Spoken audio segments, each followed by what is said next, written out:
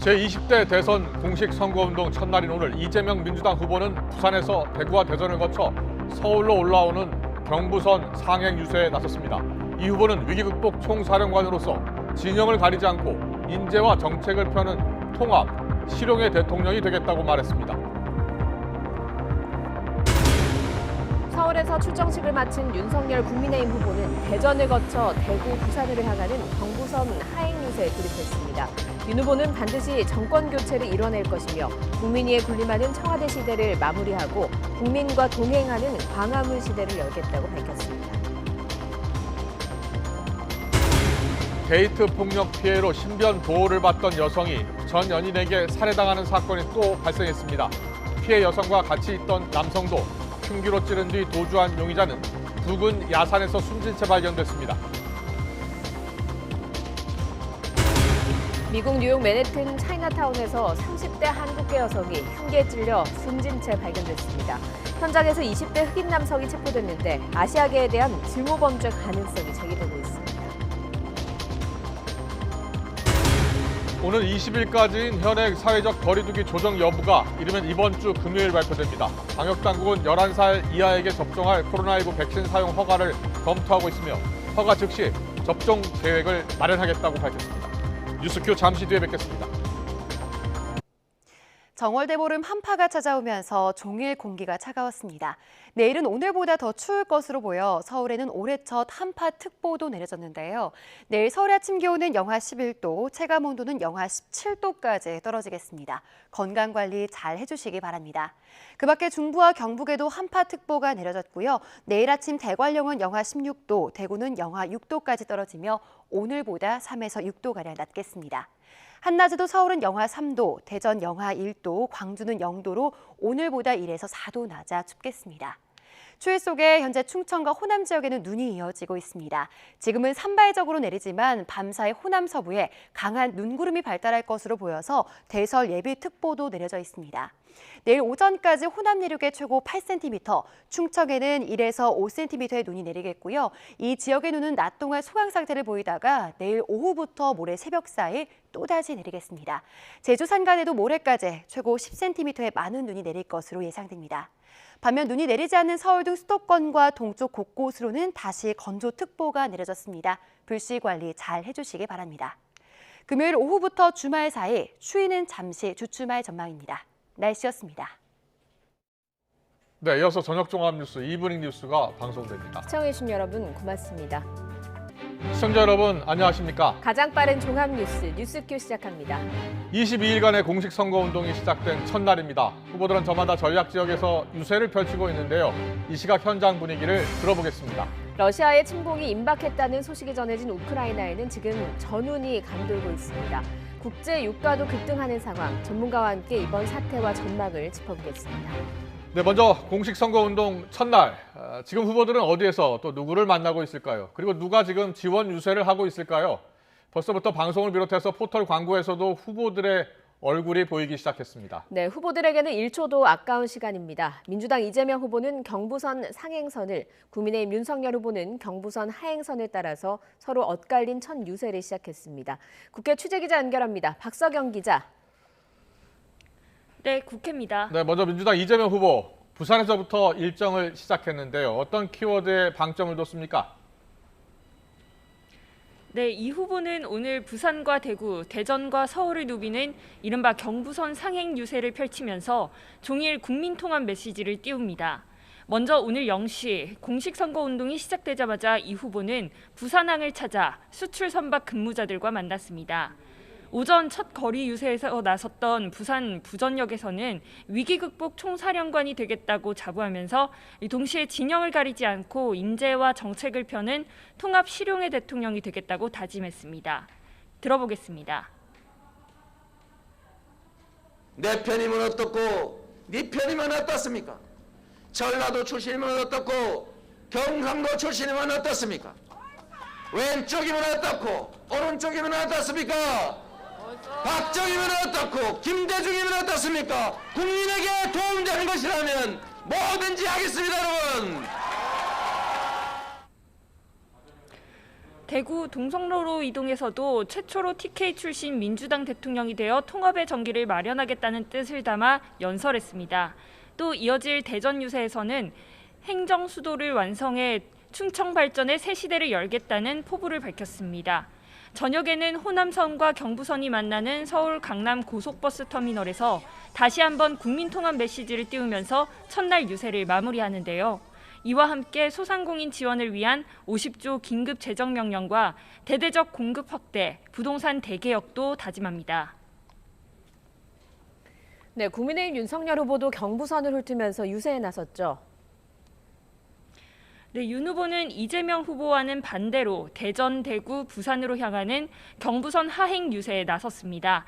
오늘 아침 서울 현충원을 참배한 뒤 윤석열 후보는 서울 청계광장에서 출정식을 열었는데요. 무너진 민생을 챙기고 경제를 바로 세우겠다면서 무능한 민주당 정권을 심판해달라고 정권 교체를 거듭 외쳤습니다. 들어보시죠. 저는 오로지 저를 불러주시고 키워주신 국민 여러분께만 부채가 있습니다. 그렇기 때문에 국민을 힘들게 하고 고통스럽게 하는 부당한 기득권에 대해 맞서 과감하게 개혁을 할 수 있습니다. 이어 대전에서는 충청의 아들이라고 강조하며 행정수도와 국토균형 발전, 과학기술 핵심 기반 구축 계획을 밝혔습니다. 대전 일정을 마친 뒤에는 보수 텃밭인 대구로 향해 섬유 자동차 산업 등 지역 핵심 전략을 발표하며 보수층의 확실한 지지를 당부했는데 이 자리에는 홍준표 의원도 합류했습니다. 종착지인 부산에서는 서면에 있는 젊음의 거리로 이동해 청년과 공정을 키워드로 삼아 청년과의 스킨십을 강화하겠다는 구상입니다. 둘째 날인 내일은 20% 이상 득표율을 목표로 하는 호남권, 광주와 전주를 방문하고 충북 청주와 강원 원주로 전국을 X자로 교차해 종단한다는 계획입니다. 셋째 날인 모레는 경기 안성, 서울 서초, 서울 종로 등 재보궐 후보 지역을 돌며 원팀 유세를 펼칠 계획입니다. 제3지대 후보들의 유세 일정도 알아보겠습니다. 정의당 심상정 후보는 호남으로, 국민의당 안철수 후보는 TK로 향했다고요? 네, 정의당 심상정 후보는 오늘 KTX를 타고 1박 2일 호남을 찾아 대선 출정식을 했습니다. 심 후보는 호남으로 가는 열차에 몸을 실으면서 이제 34년 기득권 양당 정치를 막을 유일한 후보는 자신밖에 없다며 지지를 호소했습니다. 들어보시죠. 대한민국의 대전환의 사명을 받들고 또 역대 최대 비호감 선거로 되고 있는 이 대한민국의 퇴행을 막을 수 있는 유일한 후보 저 심상정 우리 시민 여러분과 함께 대한민국의 미래를 지키겠다는 약속을 드립니다. 이후 심 후보는 노동 현장과 광주 화정동 붕괴 사고 희생자 분향소를 잇따라 방문할 예정입니다. 야권 단일화 국면과 마주한 국민의당 안철수 대선 후보는 대구에서 유세를 시작했는데요. 고 박정희 전 대통령을 잇는 제2의 한강의 기적을 만들겠다고 강조했습니다. 들어보겠습니다. 제2의 한강의 기적 반드시 만들겠습니다. 공정한 나라는 국가를 이끄는 지도자가 그리고 그 가족이 도덕적이어야 가능합니다. 거대 양당 두 후보 그리고 그 가족 과연 도덕적이고 깨끗합니까? 안 후보는 대구에서 경북 구미로 이동해 박정희 대통령 생가를 방문했고 경북 영주에서 순응한 씨 종친회도 만납니다. 안 후보가 유세에 집중하는 가운데 국민의당 최진석 상임선대위원장은 MBC 라디오에 출연했는데요. 최 위원장은 안 후보의 야권 단일화 제안에 국민의힘이 아직 의사가 없는 것으로 파악하고 있다고 말했습니다. 특히 혼자 해도 정권을 잡을 수 있는데 왜 권력을 나눠 먹느냐, 우리끼리 하자는 의사가 분명해 보인다고 설명했습니다. 새로운 물결 김동연 대선 후보는 모교 예터에서 동문과 은사, 지지자들과 만났고 청계천과 청량리, 통인시장 일대를 종일 걸어다니며 유세를 합니다. 지금까지 국회에서 YTN 박서경입니다. 더불어민주당은 공식 선거운동 첫날인 국민의힘 윤석열 후보가 검찰에 대한 법무부 장관의 수사지휘권을 폐지하겠다는 사법개혁 공약을 비판하는 데 화력을 모았습니다. 우상호 선대위 총괄선대본부장은 YTN 라디오에서 윤석열 후보가 검찰주의와 검찰공화국을 기정사실화한 것이라며 우려스럽다면서 보복 수사하겠다는 것이고 상당히 위험하다고 지적했습니다. 이와 함께 윤석열 후보의 기차 내 구두발을 겨냥한 비판도 이어져 조승래 선대위 수석 대변인은 브리핑에서 윤 후보의 민폐 특권 열차에 구두발 열차라는 비아냥까지 보태졌다고 비난했습니다. 국민의힘은 더불어민주당 이재명 대선 후보의 유능한 경제 대통령론 등 유세 메시지를 겨냥해서 공세를 집중했습니다. 선거대책본부 대변인실은 이 후보는 스스로 일 잘하는 유능한 후보라고 자찬하지만 실상은 일머리 없는 무능한 후보라면서 유권자 속이기를 멈추고 국민 앞에 정직하라고 주장했습니다. 차승훈 상근 부대변인은 윤석열 후보를 주술 신천지 등으로 비판해야 한다는 민주당 내부 보고서를 문제 삼으면서 허위 사실과 네거티브 공세가 계속된다면 국민이 투표로서 응징할 것이라고 경고했습니다.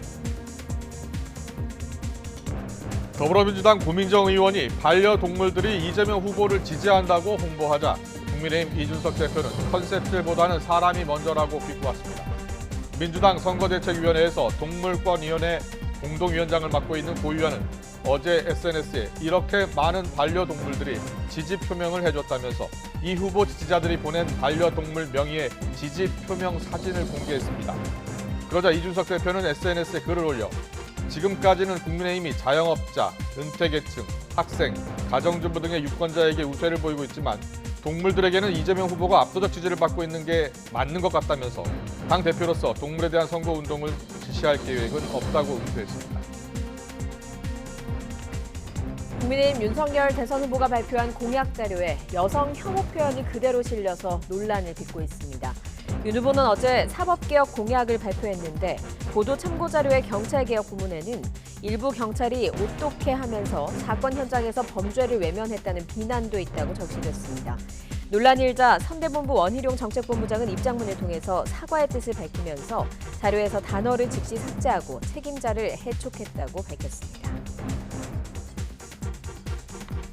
국민의힘은 더불어민주당 선대위 소속의 한 인사가 윤석열 대선 후보를 겨냥해 주술 의식을 했다며 민주당에 사과를 요구했습니다. 국민의힘 이준석 대표는 어제 SNS에 민주당 선대위 더 밝은 미래위원회 대한민국 바로 세우기 상임위원장을 맡았던 A씨가 최근 SNS에 이제부터 오살 의식을 시작하겠다며 사람 형상의 인형을 날카로운 도구로 찌른 사진을 올렸다는 내용의 기사를 공유했습니다. 논란이 확산하자 A씨는 SNS에 며칠 전 술에 취한 상태로 감정을 절제하지 못했다며 사과드리고 반성한다고 밝혔고 민주당은 A씨의 행동이 선대위 입장과는 무관하다고 강조했습니다. 문재인 대통령은 제20대 대통령 선거 공식 선거운동 기간 시작에 맞춰서 공정하고 안전한 선거 관리를 당부했습니다. 문 대통령은 오늘 오전 청와대 참모회의에서 이같이 밝히고 코로나19 확진자와 격리자가 대폭 늘어난 상황에서 투표 시간을 연장하는 공직선거법 개정안이 국무회의에서 의결돼서 다행이라고 말했습니다.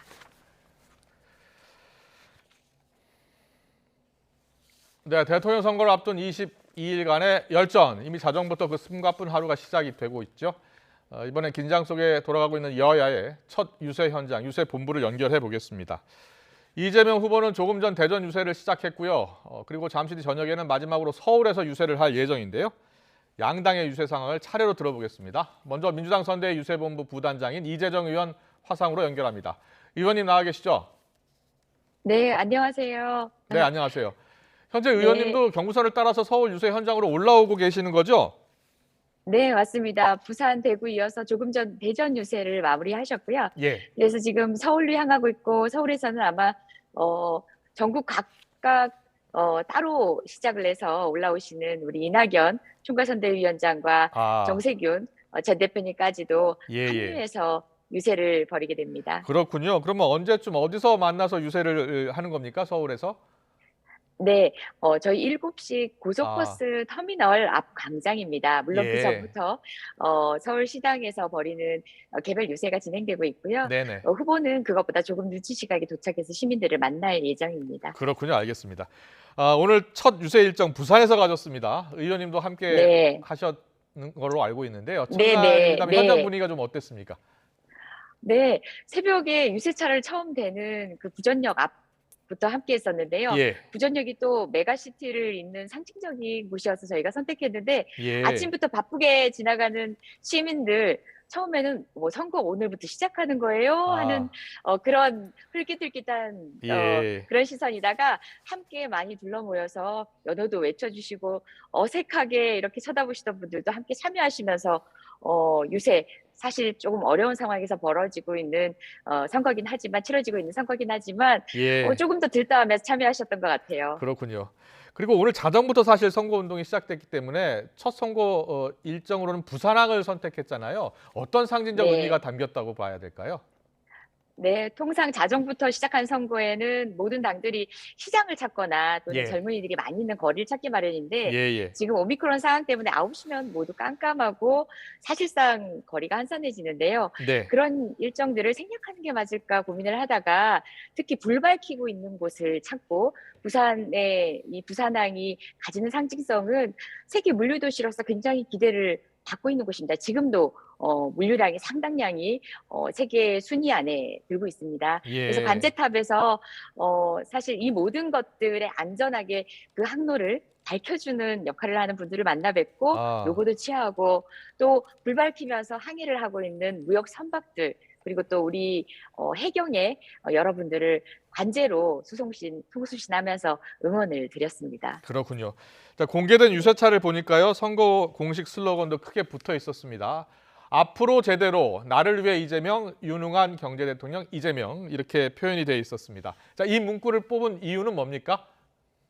네, 앞으로 간다는 게 너무나 당연한 것 같지만 사실 혼돈의 시대, 예. 오미크론까지 덮친 이 상황에서는 대변력이 필요하다라는 것뿐만 아니라 앞으로 간다는 것조차 깜깜한 그런 대한민국의 현주소 사실 누구나 알고 있을 겁니다. 그 상황에서 제대로 방향타를 찾아내는 이재명 후보의 그런 장점들을 보여드리고 싶었고요. 네. 제대로 한다는 것도 뭐 마찬가지겠죠. 앞으로 제대로가 국민께 보여드리는 이재명 후보가 살아왔던 가치 기준에서 또 다시 함께 가는 걸음에 발맞추는 그런 방향타 같은 말입니다. 사실 유능한 경제 대통령이란 말을 병행해서 사용하고 있는데요. 무엇보다 예전에는 경제라고 하면은 보수 진영에서 흔히 활용하던 단어였는데 예. 실제 이재명 후보가 경기도지사 등을 거치면서 보여준 여러 행보들이 경제적 해안 그리고 또 그를 집행을 통해 정책을 실현해내는 역량에 대해서 많이들 평가하시고요. 강점이기도 하고 그것들을 대한민국 일국에 쓰시겠다는 사실은 국민께서 먼저 이렇게 호명하신 그런 닉네임이 아닌가 싶어서요. 저희가 네. 선거에 받아 안아서 쓰기 시작했습니다. 알겠습니다. TV 광고도 이제 곧 시작될 것이고 공개가 됐던데요. 민주당의 이 첫 TV 광고를 잠깐 봤더니 이재명을 싫어하는 분들께 편지를 보내는 형식입니다. 셀프 디스가 포함이 됐습니다. 네. 자, 이게 어떻게 기획된 겁니까?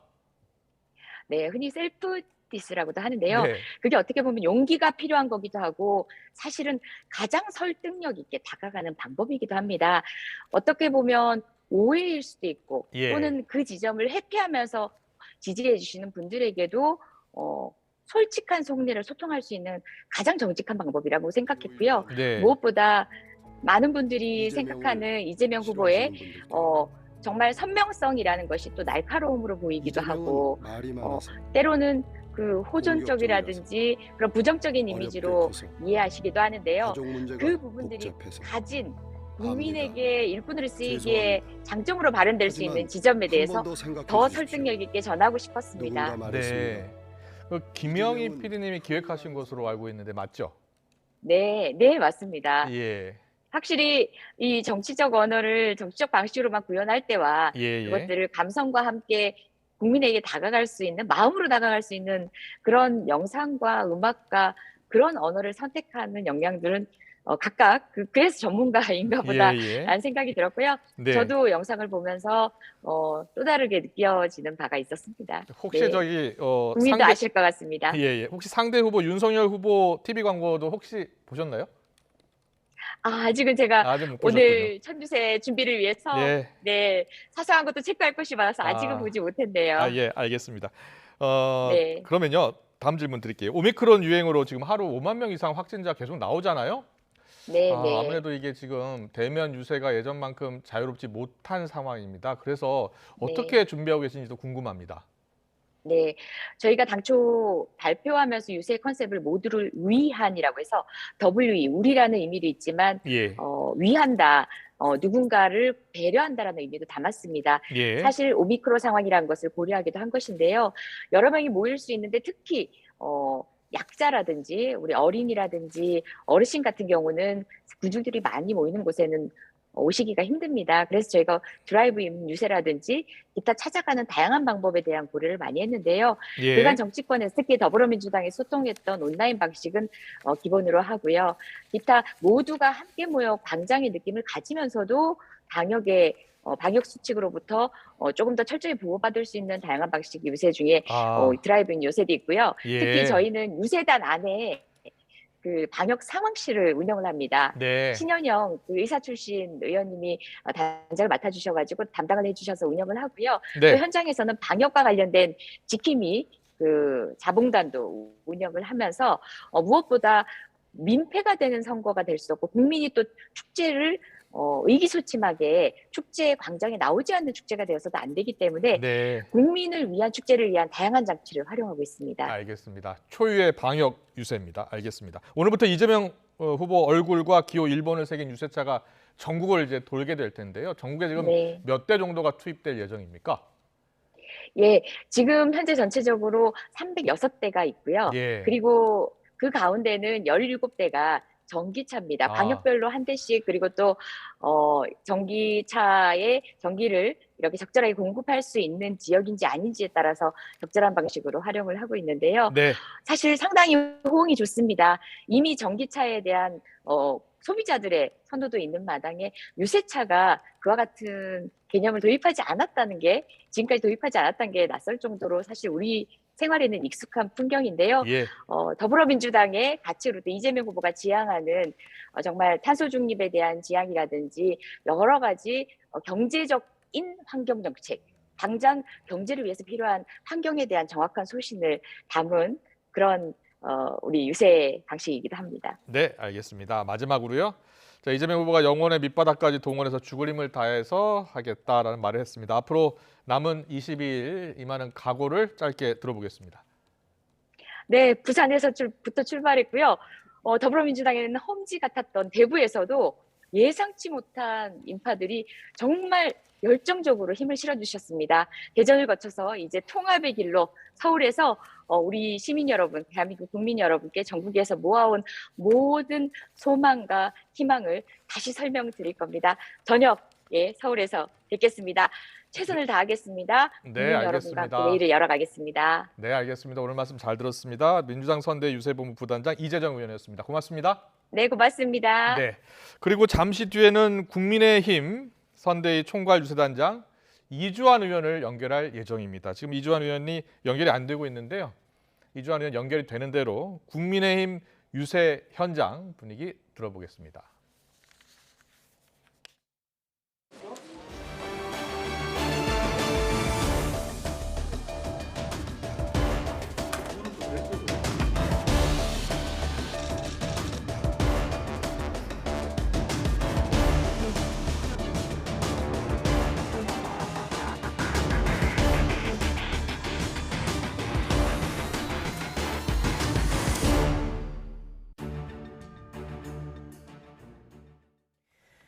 코로나19 신규 확진자가 5만 7천 명대로 또다시 역대 최다를 기록했습니다. 정부는 이번 주 금요일에 사회적 거리두기 조정안을 발표할 계획입니다. 취재기자 연결합니다. 최명신 기자.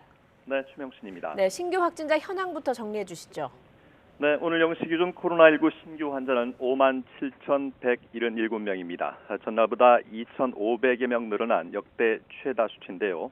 엿새째 5만 명대를 기록했습니다. 일주일 전과 비교하면 1.6배, 2주 전과 비교하면 3.1배 많습니다. 방역당국은 앞으로 2, 3주가 확산세의 고비가 될 것으로 보고 있는데요. 2월 말에서 3월 초 중순 유행 정점에 달해 하루 13에서 17만 명 정도 확진자가 발생할 것으로 내다봤습니다. 위중증 환자는 전날보다 8명 늘어 314명, 사망자는 61명 늘어 누적 7,163명이 됐습니다. 최근 8주간 만 12세 이상 위중증 환자와 사망자 10명 가운데 6명 이상은 백신 미접종자인 것으로 나타났습니다. 방역당국은 만 12세 이상 위중증 환자의 62%, 사망자의 66.5%가 백신 미접종자였다고 밝혔습니다. 만 12세 이상 백신 미접종자는 전체의 6%에 불과한데 최근 8주간 위중증 환자와 사망자의 절반 이상을 차지한 셈입니다. 오늘 0시 기준 재택치료 대상자는 24만 5,940명으로 하루 사이 18,800여 명 늘었습니다. 네, 현행 사회적 거리두기가 오는 20일까지인데요. 정부가 이번 주 금요일에 거리두기 조정 여부를 발표할 예정이라고요. 네, 중앙재난안전대책본부는 일상회복지원을 포함한 각계 전문가들이 거리두기 조정 여부에 대해 여러 의견을 수렴하고 있으며 이번 주 금요일 발표를 목표로 하고 있다고 밝혔습니다. 오미크론 변이 우사로 인한 유행 특성 변동에 따라 사회 경제적 피해를 어느 정도까지 감수할 것인지도 함께 결정해야 하는 만큼 다양한 의견을 듣고 있다고 설명했습니다. 이에 따라 사적 모임을 6명 이하로 제한하고 식당이나 카페 영업시간을 오후 9시까지로 하는 현행 거리두기 조치는 완화하는 쪽으로 조정될 가능성이 커졌습니다. 정부는 하지만 방역 패스와 관련해선 중증 환자와 사망자 최소화라는 목표 달성을 위한 비용 대비 효과성을 고려할 때 거리두기보다 좀 더 유지할 필요가 있는 것으로 보고 있습니다. 한편 재택치료자에게 약을 더 신속하게 전달하기 위해서 내일부터 재택치료자는 해열제 등 처방의약품을 모든 동네 약국에서 받을 수 있게 됩니다. 다만 먹는 치료제 팍스로비드는 지금처럼 각 시군구가 지정한 담당 약국에서만 받을 수 있습니다. 지금까지 사회부에서 YTN 최명신입니다. 코로나19 영업 규제로 고통을 겪고 있는 자영업자들은 생업을 뒤로 하고 다시 거리로 나왔습니다. 영업시간 제한을 철폐하고 손실보장 방안을 마련해달라며 서울 도심에서 집회를 열었는데요. 현장 연결해서 알아봅니다. 오선열 기자. 네, 서울 광화문 시민열린마당입니다. 네, 현재 집회는 모두 끝난 것 같군요. 네, 오후 2시부터 시작한 집회는 조금 전인 3시 반쯤 모두 끝났습니다. 소상공인 10여 개 단체가 모인 자영업자들은 이곳에서 삭발식을 진행하고 청와대까지 행진 시위를 이어갔습니다. 집회가 진행되는 동안 큰 충돌은 없었습니다. 주최 측은 방역 체계가 전환됐지만 거리두기 조치는 그대로라며 영업시간 제한을 철폐하라고 주장했습니다. 자영업자들은 오는 20일까지 모임 인원과 영업시간 제한이 연장되면서 심각한 경영난을 겪고 있다고 대책을 요구했는데요. 특히 오미크론 확산세에 연일 최대 확진자를 기록하면서 안 그래도 없는 손님이 뚝 끊겼다며 어떻게 버텨야 할지 모르겠다고 하소연하기도 했습니다. 자영업자 한 분의 얘기 직접 들어보시겠습니다. 밤에 장사를 안 하고 점심 장사 갖고 지금 먹고 살고 있는데 이게 풀려야 저녁 장사는 마음도 생기고 희망이 생기지. 이 거리두기 계속 하게 되면은 밤에 사람들이 한 7시 전에 사람들이 다 가요. 자영업자들은 정부가 방역 책임을 소상공인에게 전가하고 있다며 매출액 10억 원 이상 자영업자를 손실보상 대상에 포함시키고 지자체별 지원 방안도 마련해달라고 요구했습니다.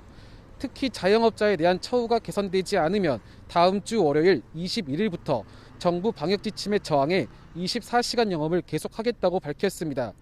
경찰은 방역 지침상 집회 신고 최대 인원인 299명 이상이 집회 현장에 들어가지 못하도록 통제하고 방역 수칙 준수 여부 등을 살폈습니다. 앞서 자영업자들은 지난달 25일 여의도에서 정부 방역 지침에 항의해 릴레이 삭발 시위를 하기도 했는데요. 단체 측은 자영업자들에게 성명을 받아 코로나19 영업 규제로 발생한 손실을 보상하라는 집단 소송도 진행하겠다고 밝혔습니다. 지금까지 서울 광화문에서 YTN 오선열입니다. 데이트 폭력 피해로 신변 보호를 받던 여성이 전 연인에게 살해당하는 사건이 또 일어났습니다. 용의자는 피해 여성과 같이 있던 남성도 흉기로 수차례 찌른 뒤에 도주했는데 경찰이 추적에 나선 지 12시간여 만에 숨진 채 발견됐습니다. 취재기자 연결합니다. 신준명 기자. 네, 사회 일부입니다. 네, 또 끔찍한 일이 일어났습니다. 범행 직후 용의자가 도주한 장면이 CCTV에 담겼다고요? 네, 그렇습니다. 현장에서 YTN이 확보한 CCTV 영상부터 보시겠습니다. 모자를 쓴 남성이 다른 남성과 함께 주점으로 들어가는 모습이 담겼습니다. 실랑이가 벌어졌는지 문 밖으로 한 차례 밀려나더니 다시 가게 안으로 급히 들어가는 모습이 보입니다. 이후 1분도 되지 않아 가게에서 나온 남성, 손에는 흉기를 들고 있습니다. 가게 앞에서 두리번거리던 남성은 흉기를 주머니에 숨기고 골목길로 도주했습니다. 사건이 발생한 건 어젯밤 10시 10분쯤입니다. 서울 구로동에 있는 호프집에서 46살 여성 김모 씨와 56살 남성 이모 씨가 흉기에 찔렸습니다. 용의자는 56살 남성 조모 씨로 과거 김 씨와 연인 관계였던 것으로 확인됐습니다. 당시 김 씨는 자신이 운영하는 호프집에서 이 씨와 술을 마시고 있었는데 조 씨가 이곳에 찾아와 두 사람에게 흉기를 휘두른 뒤 도주했습니다. 김 씨는 사건 직후인 10시 12분에 스마트워치로 경찰에 신고했고 피해자 이 씨도 지인에게 119를 불러달라고 부탁했습니다. 그런데 스마트워치 위치와 전화 신고한 주소가 서로 달라서 경찰이 실제 범행 장소에서 피해자들을 발견하기까지는 10분 가까이 지체된 것으로 파악됐습니다. 실제로 범행이 발생한 곳은 스마트워치에 등록된 김 씨의 가게였는데 경찰은 스마트워치 위치값에 오류가 있을 수 있다고 판단해 피해자 지인이 전화로 신고한 주소지로 먼저 출동했던 겁니다. 주변 수석 끝에 발견된 피해자들은 곧장 병원으로 옮겨졌지만 김 씨는 숨졌고 이 씨는 얼굴과 복부 등을 다쳐 치료받고 있습니다. 서울 구로경찰서는 인근 CCTV 등을 분석하면서 휴대전화를 끄고 도주한 조 씨를 추적했는데요. 사건 발생 12시간여 만인 오늘 오전 10시 50분쯤 서울 구로구 야산에서 조 씨의 시신을 발견했습니다. 경찰은 조 씨가 극단적 선택을 한 것으로 보고 정확한 사망 경위를 조사하고 있습니다. 그런데 용의자는 데이트 폭력으로 체포됐다가 풀려난 뒤에 또다시 범행을 저질렀다고요? 네, 그렇습니다. 앞서 피해자 김 씨는 헤어진 사이였던 조 씨가 다른 남성과 교제한다고 의심하며 자신에게 데이트 폭력을 가하자 조 씨를 폭행과 특수협박 혐의로 경찰에 고소했습니다. 이게 살인사건 발생 사흘 전인 지난 11일이었습니다. 당시 경찰은 김 씨를 즉시 피해자 안전조치 대상으로 등록하고 스마트워치를 지급했습니다. 조 씨는 같은 날 오후 5시쯤 피해자의 가게를 찾아갔고 경찰은 조 씨를 현행범 체포했습니다. 경찰은 조 씨의 구속영장도 신청했지만 검찰이 반려하면서 풀려났고 이틀 뒤 살인 범행으로 이어졌습니다. 검찰은 영장 신청을 반려한 사유에 대해 일부 혐의 소명이 부족해 보완 수사를 요구하는 취지였다고 설명했습니다. 지금까지 사회 일부에서 전해드렸습니다. 뉴욕 맨하튼 차이나타운에서 30대 한국계 여성이 피살됐습니다. 현장에서 20대 흑인 남성이 체포됐는데요. 아시아계 증오 범죄 가능성도 나오고 있습니다. 김선희 기자입니다. 뉴욕 맨하튼 차이나타운의 한 아파트. 귀가하는 여성을 한 남성이 뒤따라갑니다. 현지 시각 13일 이 아파트에서 30대 한국계 여성이 흉기에 찔려 숨진 채 발견됐습니다. 현장에서는 20대 흑인 남성이 체포돼 살인 혐의로 기소됐습니다. 이 남성은 범행을 강력히 부인했지만 피해 여성의 뒤를 쫓아 아파트 안으로 들어가는 장면이 CCTV에 녹화되며 덜미가 잡혔습니다. 올해 25살 노숙자인 남성은 강도 등의 혐의로 최소한 10차례 이상 붙잡히고 지난해만 폭력 등으로 4차례 경찰에 체포됐습니다. 뉴욕 경찰이 정확하게 규정하진 않았지만 피해자와 남성이 서로 아는 사이가 아니었다는 점에서 증오 범죄에 무게가 실리고 있습니다. Our elected officials need to act. I am begging them to act so that not another life is lost. Too many lives have been lost. 에릭 어덤스 뉴욕시장은 사건 발생 후 트위터를 통해 아시아계 커뮤니티와 함께 할 것이라는 성명을 내놨습니다. 뉴욕 경찰에 따르면 뉴욕시에서 아시아계를 대상으로 한 증오 범죄는 2020년 28건에서 지난해 131건으로 급증했습니다. 지난 10일에는 주 유엔 한국대표부 외교관이 맨하튼 한인타운 인근에서 묻지마 폭행으로 코뼈가 부러지는 중상을 입기도 했습니다. 그런데 이번 사건이 또 터지며 뉴욕에서는 주민 100여 명이 추모 집회를 여는 등 아시아계 혐오 범죄를 규탄하는 목소리가 커지고 있습니다. YTN 김선입니다. 네, 앞서 민주당 선거 유세, 이재명 후보 선거 유세에 대해서 현장 분위기 들어봤는데요.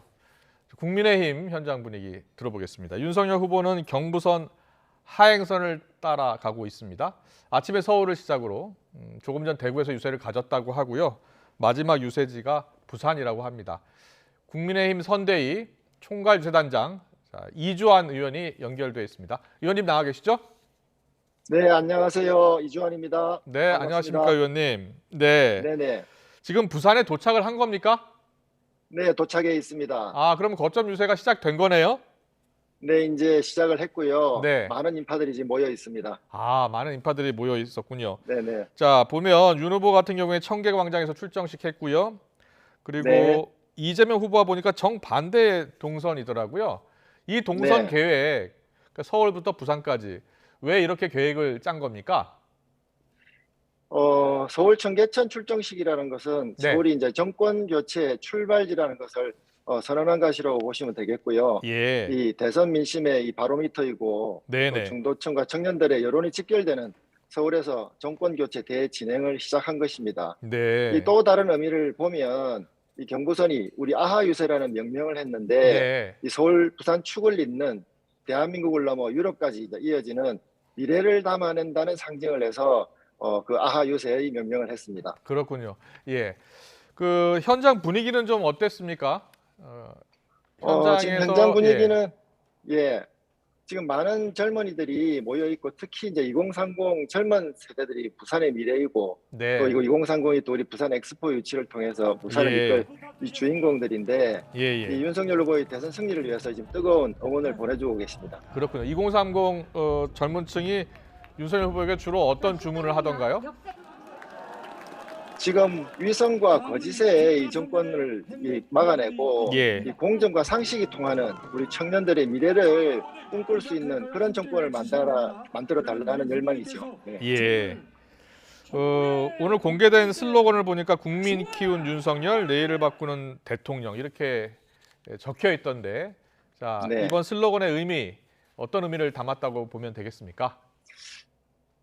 이전의 대통령 후보들은 자신이 대통령이 되겠다고 나서서 오랜 예. 시간을 걸쳐서 경력을 쌓은 분들입니다. 네. 그런데 우리 윤석열 후보는 이 집권 세력의 이 불공정과 위선, 이렇게 여당의 부패와 무능에 맞서서 싸우는 모습을 국민들께서 똑똑히 보셨고 네. 공정하고 상식 있는 사회를 만들어달라고 성원해 주시고 키워주신, 만들어내신 우리 후보라는 뜻을 담아서 그런 슬로건을 만들게 되었습니다. 예.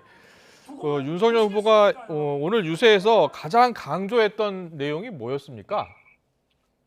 오늘 유세에서는 저는 대한민국 국민 여러분들이 키워내신 후보이기 때문에 그 예. 어느 누구에도 빚이 없다.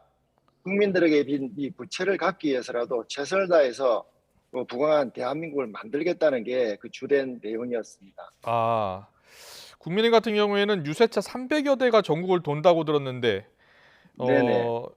유세차에 누구나 사전 등록하면 연설을 할 수 있다고요? 네, 맞습니다. 네. 이 유세의 힘이라는 앱을 통해서도 신청을 하고 또 예. 선정된 분들은 유세를 할 수가 있고요. 네네. 또 나도 윤석열이다 뭐 이런 공모를 통해서 예. 자기의 이렇게 동영상을 보낸다거나 아니면 현장에 접수를 해서 바로 유세를 할 수가 있습니다. 그렇군요. 그 배달의 유세. 자, 유세의 힘 사전 등록하면 누구나 할 수 있다고 하는데 사전 등록 많이 했습니까?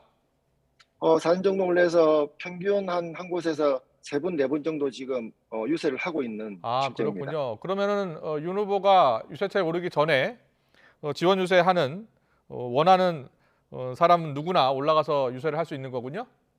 맞습니다. 네. 어떤 분이 처음에 올라갔나요, 혹시? 예. 지금 뭐 대학생 중에서 한번 올라갔고요. 예. 우리 또 청년본부에 네. 또 일하시는 우리 청년 보좌역 중에서도 한번 올라갔는데 정확히 이제 그분의 성함은 기억 못 하겠는데 예. 정말 이렇게 열정적인 유세를 하는 것을 올 출정식에서 보았습니다. 네, 네, 알겠습니다. 윤석열 후보도 이제 TV 광고 공개를 네. 했습니다. 앞서 이재명 네. 후보 TV 광고 이야기를 좀 했었는데 윤석열 후보 네. TV 광고 보셨죠, 직접? 네, 봤습니다. 네. 그 뭐 네, 아이가 이렇게 아이패드로 나오는 이렇게- 내용이던데 그게 맞아요. 어떤 네. 내용에 초점을 맞춰서 제작된 겁니까? 그 CF의 아이가 이제 관심을 받고 사랑을 받고 예. 이 자라나서 우리 대한민국을 위해서 열심히 일한다는 게 이제 그 내용이었었는데요. 네네. 그 CF에 나오는 그 아이가 어떻게 보면 윤석열 후보하고 같이 이렇게 상징적인 이미지가 되겠죠. 네. 그래서 국민들이 뽑아주신 후보, 국민들이 뽑아주신 대통령이 되어서 이 나라, 이 사회를 부유하고 부하고 안전한 나라로 만들겠다는 그런 컨셉의 CF가 되겠습니다. 아, 그렇군요. 저게 이제 TV 광고 계속 바뀌잖아요. 저 아이편에 있는 거 네네. 보면 다음 편도 있는 것 같은데 다음 편은 어떤 내용이 담길 예정입니까? 저도 다음 편이 있는 걸로 알고 있습니다만은 그게 예. 지금 약간 보완을 하고 있어서 저도 기대를 하고 기다리고 있습니다. 예, 네. 알겠습니다. 극비군요. 예. 아, 급비는 아니죠. 네, 예. 준비를 하고 있습니다. 알겠습니다. 그리고요, 윤 후보 위키윤 AI로 일찍부터 이제 정책 홍보 활동을 했잖아요. 그런데 네네. 이번에 유세차에 탑재된다고 하는데 그게 어떻게 탑재가 되고 어떤 이야기를 하는 겁니까, AI가? AI 위키윤께서는 각 예. 지역에 이제 유세차들이 갔을 때 이 청중들에게 그 지역 공약이라든지 이 정책들을 하나하나 설명하는 짧게 그리고 아주 좀 위트 있고 재미있게 알아듣기 쉽게 설명하는 그런 도구로 AI 윤석열이 지금 유세차에서 활용되고 있습니다. 예. 이재명 후보도 AI를 만들어서 유세차에 탑재한다는데 네. 어떻게 생각하십니까? 비슷한 아무래도 거라고 뭐 인기가 생각하세요? 있으니까 따라하는 모양인데 예. 지금 이미 AI 윤석열이 많은 인기를 얻고 있기 때문에 네. 이걸 따라오기는 힘들 것 같습니다. 알겠습니다. 지난 주말 광주 충청 지역 순환 열정 열차 조만간 다시 달릴 네. 것이라는 얘기가 있던데요. 네네. 이번 주말에 예정대로 달리는 겁니까? 네, 지금 한 이틀에서 3일 정도 계획을 하고 있는 걸로 알고 있습니다만은 예. 현재 거기에 대한 구체적인 내용은 안에서 지금 갈무리 중이라서 하루 이틀 뒤에 발표가 될 걸로 알고 있습니다. 알겠습니다. 22일. 아직 22일 남았습니다. 네네. 길다고 볼 수도 있고 짧다고 볼 수 있는데 국민을 네. 감동시키기 위한 유세, 마지막으로 국민의힘 각오 부탁드리겠습니다. 아무래도 이 정권 위선과 거짓 또 무능하고 이 부패한 정권은 이제 끝이 나야 됩니다. 대다수 국민들의 바람이죠. 예. 앞서 얘기한 AI 윤석열이나 그 외 쇼츠나 다양한 동영상을 통해서 이 재밌고 즐거운 정책들을 앞으로 많이 소개를 할 것입니다. 예. 특히 이 많은 청년과 국민들이 유세 차량에서 직접 마이크로 자신의 꿈을 이야기할 수 있는 그런 국민 참여형 유세를 통해서 후보가 국민과 함께 할 수 있는 예. 새로운 대한민국을 만들어가는 유세 일정이 되도록 하겠습니다. 많은 국민들의 성원과 지지를 부탁드립니다. 알겠습니다. 여기까지 듣겠습니다. 국민의힘 선대위 네, 총괄비서단장 이주환 의원이었습니다. 오늘 말씀 잘 들었습니다. 고맙습니다. 네, 감사합니다.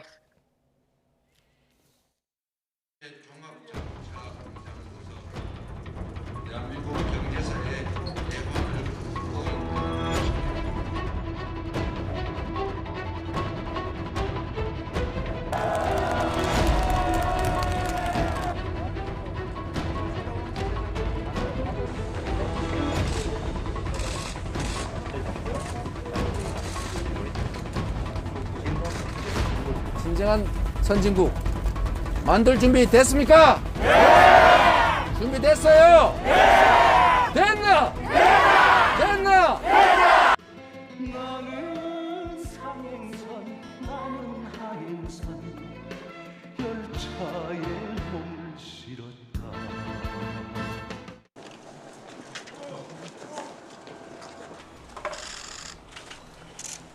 정책 배달 시작할까요? 좋아! 빠르게 하!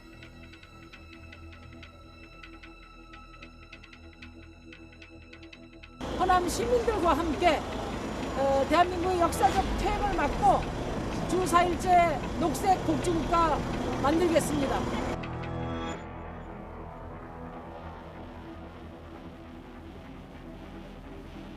제 간절함 믿어주시고 제 진심 믿어주시고 제 능력 믿어주십시오.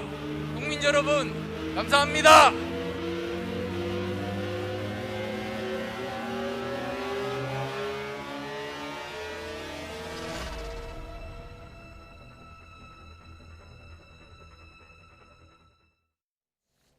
오늘부터 대선 공식 선거운동이 시작됐습니다. 이제 광구에서 후보가 직접 얼굴을 드러내고 또 지지 유세도 가능합니다. 최근까지 양강 후보 지지율 초박빙세를 보이고 있는데요. 앞으로 22일 동안의 선거운동, 과연 누가 더 많은 민심을 얻을 수 있을지가 최대 관건이 될 겁니다. 야권 단일화를 놓고서는 윤석열, 안철수 후보 양측 여전히 평행선을 달리고 있습니다. 추은호 해설위원, 최진 대통령 리더십 연구원장 두 분과 함께 정치권 주요 이슈를 자세히 짚어보겠습니다. 어서 오십시오. 안녕하세요. 네, 안녕하세요. 안녕하세요. 22일간의 공식 선거운동이 시작됐는데요. 앞서 각 당 선거 유세 오늘 어땠는지 직접 들어봤습니다. 그런데 특이한 게 여야 유력 후보의 이 동선이 서로 이렇게 엇갈렸어요. 부산 갔다가 서울에서, 또 서울에서 부산 이렇게 엇갈렸는데 먼저 네. 자, 이렇게 일정 잡은 이유는 어디에 있다고 보세요? 그러니까 보통 첫 동선을 보면 그 예. 후보의 속 마음을 읽을 수가 있습니다. 그러니까 예. 첫 동선을 정하는 게 아주 중요합니다. 네. 근데 공교롭게도 이재명은 뭐 상행선, 윤석열 네. 후보는 하행선 서로 어긋나게 이렇게 했더라고요. 근데 예. 중간에 잘만 하면 대전에서 만날 수도 있습니다. 두 후보가. 근데 첫 동선을 보면 이재명 후보는 이제 부산인데 아마 친노 친문의 본산의 지지를 얻고 싶은 속마음인 네. 것 같고 예. 윤석열 후보는 서울 현충원, 서울이 어떻게 보면 정권 교체론의 본산으로부터 지지를 받고 싶어하는 생각이 있지 않나. 그리고 심상정 후보는 이제 전라북도 첫 동선인데요. 진보의 본산 호남에서 지지를 네. 얻고 싶은 생각. 그렇군요. 그리고 안철수 후보는 이제 대구인데 보수의 본산에서 지지율을 최대한 극대화시켜서 윤석열 후보와 단일화 과정에서 협상력을 극대화하려고 하는 그런 의도가 있지 않나 하는 생각을 그렇군요. 해봅니다. 안철수 후보 대구를 택한 게 단일화를 염두에 둔 전략 아니냐. 예, 협상력을 극대화하기 위해서요. 알겠습니다. 예. 추은호 해설위원은 이번 그 후보들의 동선을 어떻게 보셨어요? 과거 대선 때도 첫날은 보통 이렇게 전국을 훑고 그럽니까? 예, 비슷한 코스로 많이 돌더라고요. 예. 그러니까 민주당 경우에는 2002년 노무현 당시 후보가 똑같은 코스로 이번에 돌았습니다. 아, 그랬군요. 그리고 2012년 문재인 후보도 역시 똑같은 코스로 돌았습니다. 그랬군요. 2017년은 달랐는데요. 예. 10년마다 이렇게 보니까 똑같이 도는 것 같아요. 네. 이재명 후보는 어떻게 보면은 노무현, 문재인의 정치적 고향인 부산에서 나름대로 선전할 필요가 있다. 그렇군요. 라는 그런 필요가 굉장히 강했던 것 같고요. 예. 윤석열 후보 경우에는 반드시 과거에 보수정당 후보가 이런 코스를 간 건 아닌데 네네. 그래도 서울, 대전, 대구, 부산 이 코스가 어떻게 보면은 경부고속도로 예. KTX가 처음 나왔던 것 네. 어떻게 보면은 과거 박정희 정부 시절부터 해가지고 계속 보수 정부가 만들어온 대한민국 성장의 주축 아닙니까? 예. 그런 로드를 따라가겠다. 이런 의도가 좀 담겨 있는 것 같습니다. 제가 한 말씀만 더 붙이면요. 예. 본선 때 일정 짜는 사람이 네. 아주 실세인 경우가 많습니다. 그렇습니까? 예, 왜냐하면 큰 동선에 있지만 자잘한 동선들은 가면서 수시로 바뀌기도 하거든요. 네네. 그 일정 동선을 이리저리 움직이는 사람, 이 사람이 누군가를 보면 실세 여부를 알 수가 있습니다. 알겠습니다.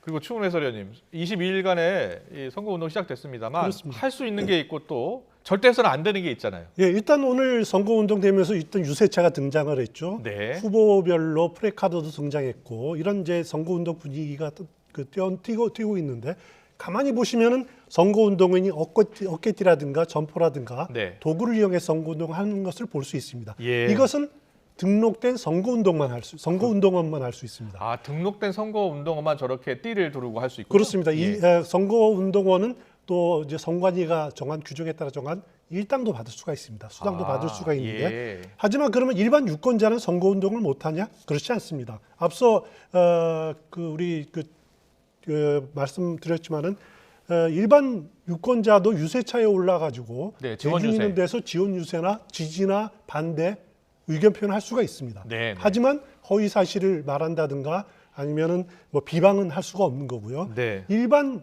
유권자들은 또 자원봉사자로 등록을 할 수 있습니다.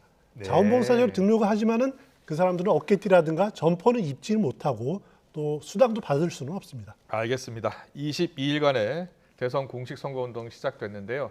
앞서 추은호 해설위원도 잠깐 언급을 해주셨습니다만 과거 대선 후보들도 첫날 일정은 대부분 좀 비슷한 움직임을 보였습니다. 과거 대선 후보들 첫 선거운동이 어디서 시작했고 또 어떤 메시지를 던졌는지 살펴보겠습니다. 엄지민 앵커가 정리했습니다. 보고 오겠습니다. 20대 대통령 선거 후보들 오늘부터 공식 선거운동에 돌입했습니다. 오늘 거대 양당 후보인 이재명 민주당 후보와 윤석열 국민의힘 후보 모두 경부선을 종단하는 일정으로 시작했습니다. 공식 유세 첫 행보에는 각 후보들의 선거 전략이 담겨 있는데요. 역대 대선 후보들의 공식 유세 첫 행보 함께 알아보겠습니다. 먼저 지난 19대 대선, 당시 더불어민주당 문재인 후보와 자유한국당 홍준표 후보의 유세 첫 움직임은 어땠을까요? 제가 공식 선거운동 시작을 대구에서 한다고 하니까 좀 주변에서 난리가 났습니다.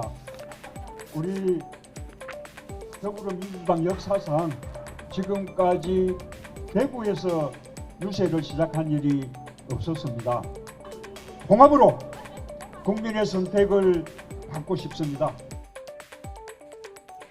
문재인 당시 민주당 후보는 민주당의 전통적 험지로 불리는 대구를 찾았는데요. 탄핵 정국에서 치러진 선거인 만큼 대한민국 국민 대통령이 되고 싶다며 통합을 강조했습니다. 우리 대한민국 서민들의 삶과 예관이 이 새벽 시장에 다 있습니다. 그래서 저희들이 집권하게 되면 서민 경제를 살리는 것에 중점을 두도록 하겠습니다. 자유한국당 홍준표 후보는 이른 아침 서울 가락동 농수산물시장을 출발점으로 삼았는데요. 자신의 슬로건인 당당한 서민 대통령을 강조했습니다. 이번엔 10년 전 18대 대선으로 가보겠습니다. 당시 새누리당 박근혜 대선 후보와 민주통합당 문재인 대선 후보는 공식 유세 첫날 어디로 향했을까요? 바로 이곳 대전에서 첫 선거 유세를 시작하게 되었습니다. 바로 여러분께서 저를 지켜주셨기 때문입니다. 당이 두 번이나 존폐의 위기를 겪을 때, 생사의 기로에 서 있을 때 저를 다시 일으켜 세워주셨습니다. 새누리당 박근혜 후보의 첫 출발지는 대전역 광장이었습니다. 전국 17개 시도에서 가져온 흙과 물을 섞는 이벤트로 첫 유세를 시작했는데요. 국민 대통합의 의미를 담았습니다. 박근혜 후보는 2006년 5월 지방선거 유세 당시에 면도칼 테러를 당한 일화를 언급하며 대전과의 인연을 강조하기도 했습니다. 저는 오늘 이곳 저를 키워주신 이곳 부산에서 대한민국의 미래를 바꾸는 위대한 승리의 첫걸음을 시작합니다. 부산 시민들께서 저를 국회의원으로 만들어주셨고 또 민주통합당 후보로 만들어주셨습니다. 민주통합당 문재인 후보는 서울 노량진역에서 9호선을 타고 출근길 시민들을 만난 뒤 부산으로 향했습니다. 부산은 당시 대선의 최대 격전지가 될 걸로 예상이 됐는데 문 후보는 본인이 부산이 낳은 후보라는 점을 강조했습니다. 또 부산은 2002년 대선에서 노무현 전 대통령이 29%를 득표하며 대선 승리의 발판을 마련한 곳이기도 합니다. 이번 20대 대선에서 각 당 후보들의 첫 출발지와 유세 행보에도 대선 승리를 위한 각 당의 선거 전략이 담겨 있습니다. 후보들이 공통적으로 강조한 메시지는 통합과 미래인데요. 대선까지 남은 20여일, 후보들이 어디로 향하고 또 어떤 메시지를 던질지 주목되는 가운데 유권자의 표심을 얻기 위한 본격 선거전에 막이 올랐습니다. 네, 본격 선거전에 막이 올랐죠. 여러 서울을 비롯해서 부산까지 전국 곳곳을 지금 누비고 있는데 엄지민 앵커가 전해드렸듯이 공통적인 메시지는 역시 통합 그리고 미래 이렇게 정리를 할 수 있겠습니다. 과거 대선 후보들 행보와 그리고 메시지가 대부분 통합 미래를 담고 있는 것 같아요. 예, 그렇습니다. 이제 메시지를 보통 이제 10자, 10글자 이내로 하는데요. 예, 그래야 강력하게 이제 상대 국민들에게 어필을 할 수 있습니다. 이를테면 준비된 대통령이라든지 이번 같은 후보들도 각각 자기들의 장점, 최대 극대화하는데 10자 이내로 표시를 한 것 같아요. 이재명 후보 같은 경우는 이제 유능한 대통령, 예, 그렇습니다. 본인의 강점을 나타낸 것 같고요. 그렇군요. 윤석열 후보 같은 경우는 이제 국민이 키운 대통령, 그래서 이제 민심, 여론, 정권 교체론 이런 부분을 좀 부각시키려고 했던 것 같습니다. 심상정 후보는 이제 정치 개혁, 그리고 안철수 후보 같은 경우는 이제 과학기술 강국, 그래서 본인의 이미지가 많이 좀 일치하지 않습니까? 예. 그런 10글자 이내의 슬로건이 어느 정도 국민들이 각이느냐에 따라서 상당히 국민들에게 이제 많이 표심을 막판에 좀 영향을 미칩니다. 슬로건 전쟁이 아마 오늘부터 좀 본격적으로 이루어질 것 같습니다. 알겠습니다. 공식 선거운동 첫날인데요. 실제로 후보들이 어떤 메시지를 내놨는지, 어떤 말을 했는지 차례로 듣고 오겠습니다. 말씀하신 것처럼 이재명 후보는 유능한 대통령을 계속 강조하고 있는 것 같고요. 윤석열 후보 같은 경우에는 만들었다, 국민이 만든 대통령을 강조하고 있는 것 같습니다. 자, 메시지를 차례로 들어보겠습니다. 이재명 대통령 후보는 이 위기를 극복할 뿐만 아니라 위기를 기회로 만들어서 국민들에게 희망을 주는 위기 극복 총사령관이 될 것입니다, 여러분. 진정 유능한 것은 위기 속에서 기회를 찾아내고 위기를 성공과 성취의 토대로 만드는 바로 그 유능함입니다. 이 부패하고 무능한 민주당 정권을 정권 교체로 반드시 심판합시다, 여러분. 저는 정치에 발을 디딘 지 얼마 되지 않는 신인입니다. 그렇지만 어느 누구에게도 부채가 없습니다. 저는 오로지 저를 불러주시고 키워주신 국민 여러분께만 부채가 있습니다. 그렇기 때문에 국민을 힘들게 하고 고통스럽게 하는 부당한 기득권에 대해 맞서 과감하게 개혁을 할 수 있습니다. 거대 양당 두 후보 그리고 그 가족 과연 도덕적이고 깨끗합니까? 공정한 나라 만들 수 있겠습니까? 지금 남성 후보 세 사람 중에 군 출신, 군대 제대로 갔다 온 사람 저밖에 없습니다. 군대도 가지 않은 사람이 어떻게 국군 통솔할 수 있겠다는 말입니까? 전두환 시대로 역주행할 것이냐 아니면 대전환의 미래로 정주행할 것이냐를 결정하는 선거입니다. 역사적 고비고비마다 대한민국을 개혁과 진보의 길로 이끌었던 호남 시민들과 함께 대한민국의 역사적 퇴행을 막고 주 4일째 녹색 복지국가 만들겠습니다. 이재명 후보 유능한 대통령, 윤석열 후보 기득권 타파 개혁 강조했죠. 안철수 후보는 제2의 한강 기적, 심상정 후보 역시 기득권 양당 체제 균열 타파를 내세웠습니다. 각 후보들의 메시지, 추은 해설위원은 어떻게 보셨어요? 지금 각 후보들이 내놓은 메시지가 결국은 20일 선거운동 기간 내내 들리겠죠? 그렇습니다. 무게 중심은 조금씩 변할 수도 있겠습니다만 그래도 큰 줄기는 이렇게 유지가 될 겁니다. 이재명 후보는 유능이라든가 경제, 또 통합 이런 키워드를 내걸었는데 어떻게 보면 유능, 경제 이런 것은 이재명 후보의 강점일 수도 있는 거죠. 그래서 초반 컨셉은 잘 잡았다는 생각은 듭니다. 하지만 약점도 있습니다.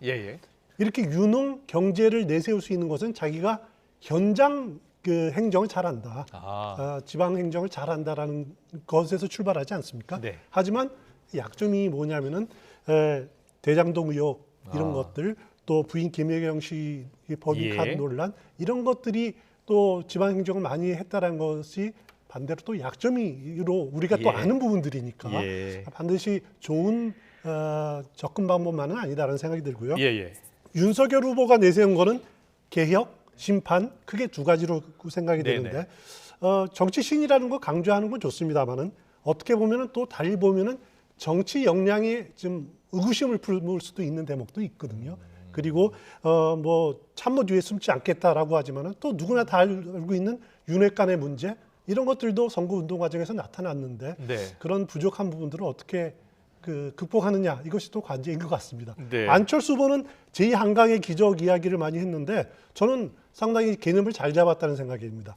보수 정치를 자기가 좌표를 보수 정치인, 중도 정치인으로 찍었다라는 점이 있고 지난 대선에는 특히 4차 산업 이야기를 많이 했어요. 그런데 4차 산업을 이야기를 하다 보니까 국민들한테 좀 와닿지 않은 개념이 있습니다. 그거를 달리 표현해서 과학기술을 이야기하면서 제2한강 기적을 이야기하니까 국민들한테 와닿는 그 감정이 또 접근 방법이 훨씬 좋아진 거죠.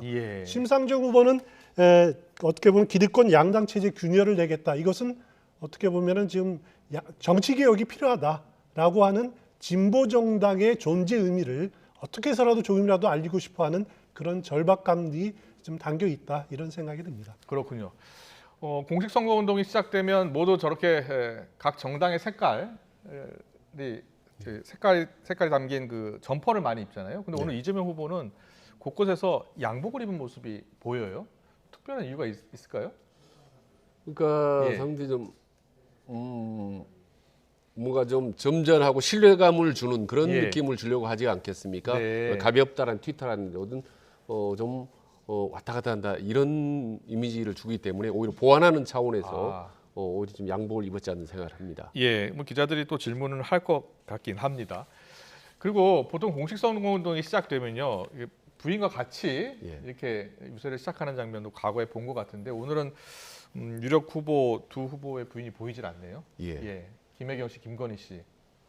어떻게 예상하세요? 선거운동 기간 내에 모습을 드러내긴 할 것 같습니까? 지금 언론들이 두 배우자한테요 간접적으로 물어봤으면 언제부터 본격적으로 할 것 같느냐라고. 근데 본인과 측근들에서 입에서 나온 얘기 중에 좀 부사가 많이 등장합니다. 천천히, 차근차근, 조심스럽게, 뭐 검토 중이다 이런 얘기가 들어요. 그래서 두 후보가 아마 리스크가 있어서 그런지 몰라도 대단히 행보 하나하나에 좀 신중을 기하는 것 같습니다만은 이제 공직 선거 운동이 시작됐기 때문에 아마 김혜경 씨 같은 경우는 호남부터 시작할 것 같습니다. 근데 당원들이라든지 어떤 지지 모임은 가지만은 대중들 다수 접촉하는 거는 아마 좀 자제할 것 같고요.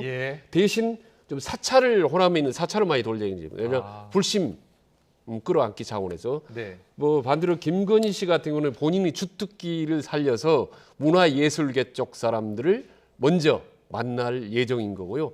그리고 역시 종교 쪽은 본인의 주술 논란이 있어서 그런지 몰라도 기독교 쪽 사람들을 좀 주로 만날 예정인 것 같습니다. 실제로 기독교계에 상당히 좀 명망 있는 분들하고 이미 여러 차례 만났다, 교감을 나누고 있다라는 내용들이 지금 어제 오늘 사이에 그렇습니까? 지금 보도들이 알게 모르게 지금 퍼지고 있습니다. 알겠습니다. 추근호 해설위원님, 투표 당일 그러니까 3월 9일 전에 혹시 두 후보의 부인이 직접 공개적인 모습을 드러낼까요? 일단 활동은 할 겁니다. 지원 활동은 할 겁니다. 근데 두 후보가 공개적으로 막 이렇게 요란하게 하면은 일단 모처럼 그 대선 주자로 집중된 이목이 또다시 배우자로 이렇게 분산되는 것은 그다지 바람직하지 않다. 그래서 만약에 활동을 하더라도 좀 조용히 지원 활동을 했으면 좋겠다라는 것이 개인적인 생각입니다. 알겠습니다. 대선 후보 이슈 짚어보겠습니다. 지금 최대 이슈로 떠오른 단일화, 이재명, 윤석열. 자, 과연 두 후보의 지지율이 초접전인 상황에서 단일화가 지금 안철수 후보의 단일화가 최대 변수로 떠올랐는데요. 단일화가 지금 협상이 거의 진행이 안 되는 상황이고요. 양 후보 측의 신경전, 힘겨루기가 계속되고 있습니다. 먼저 양측의 입장을 잠깐 듣고 오겠습니다. 상위 동메달이 금메달을 뺏을 수 있는 길은 어떻게든 점수 조작을 하든지 이런 방법을 생각하는 것 같아요. 그리고 만약에 이것을 관철시킨다면 한번 기회가 올 수도 있다는 그런 여행수이고 단일화를 위한 여론조사를 한다면 안철수 후보의 지지율에다가 이재명 후보의 지지율을 합친 것이 나오거든요. 기본적으로는 선거비용 보존의 한도의 문제도 있고 향후 이제 대선이 끝나고 난 다음에 독자적인 정치 세력으로 살아남는 최소한의 득표라고 판단이 됩니다. 그분들의 연사를 보면 단일화 의사가 없는 것 같고요. 네. 예, 그 다음에 하나는 이분들은 정권을 잡는 데에만 관심이 있는 것 같아요. 그래서 우리가 뭐 혼자 해도 정권을 잡을 수 있는데 왜 이 권력을 나눠 먹느냐. 그냥 우리끼리 하자 하는 의사가 분명해 보이고요. 서로 협력을 해야 될 사람한테 뭐 사퇴를 요구한달지 하는 것은 굴복하라는 거 아닙니까? 네. 네, 그것은 협상이나 합의를 염두에 두고는 그런 말씀을 하실 수 없죠. 여론조사 방식은 100% 안철수 후보가 이길 수밖에 없는 여론조사 방식입니다. 역선택을 걱정한다는 말은 뭐 진실일 겁니다. 윤석열 후보가 안철수 후보의 제안을 받는 것 이외에는 여야 간의 단일화라는 이슈는 사라진 게 아닌가 저는 그렇게 생각합니다. 네, 사실 안철수 후보 측이 제안한 서울시장 보궐선거 여론조사 100% 방식, 국민의힘 같은 경우에는 지금 역선택 때문에 안 후보에게 유리할 것이다 이렇게 생각하고 있는 것 같아요. 실제로 그렇다고 보세요? 일단 지금 안철수 후보가 일요일 제안을 했고 지금 이틀 좀 지나지 않았습니까? 윤 후보가 답을 해야죠. 이렇게 하자고 두 가지 제안을 하지 않았습니까? 첫째는 어떻게 보면은 안철수 후보가 차기 정부 국정 비전 그리고 혁신 과제를 공동으로 발표하자라고 제안을 했었죠. 공동 정부를 만들자는 겁니다. 그 방식으로 서울시장 때 했던 여론조사에 의한 단일화를 하자라고 하는 건데 지금 윤석열 후보가 이 제안에 대해서 만약에 수정 제안을 하든 아니면은 단판에 의해 합의를 하자라든 공식적인 답을 아직 안 하고 있는 상태이기 때문에 그것이 저는 그렇게 오래 끌 문제는 아니다. 이번 주 안에는 답을 내놓아야 된다라는 개인적인 생각이고요. 타임테이블상. 단일화가 왜 중요하느냐. 이게 뭐 여러 가지 문제가 있지만은 선거에서 굉장히 중요한 요소가 인물이 있습니다. 그리고 정당, 그건 기호 순위 되겠죠. 또 정책, 공약이라는 것이 있는데 그것보다도 더 근본적인 것은 어떤 구도로 치러지느냐가 굉장히 중요한 거거든요. 양자 구도냐, 삼자 구도냐, 야권 단일화냐, 뭐 아니면 분열된 상태에서 하느냐. 이것이 중요하고요. 또 선거 막판에 갈수록 야권 단일화가 이루어진다면은 바람이 부느냐라는 겁니다.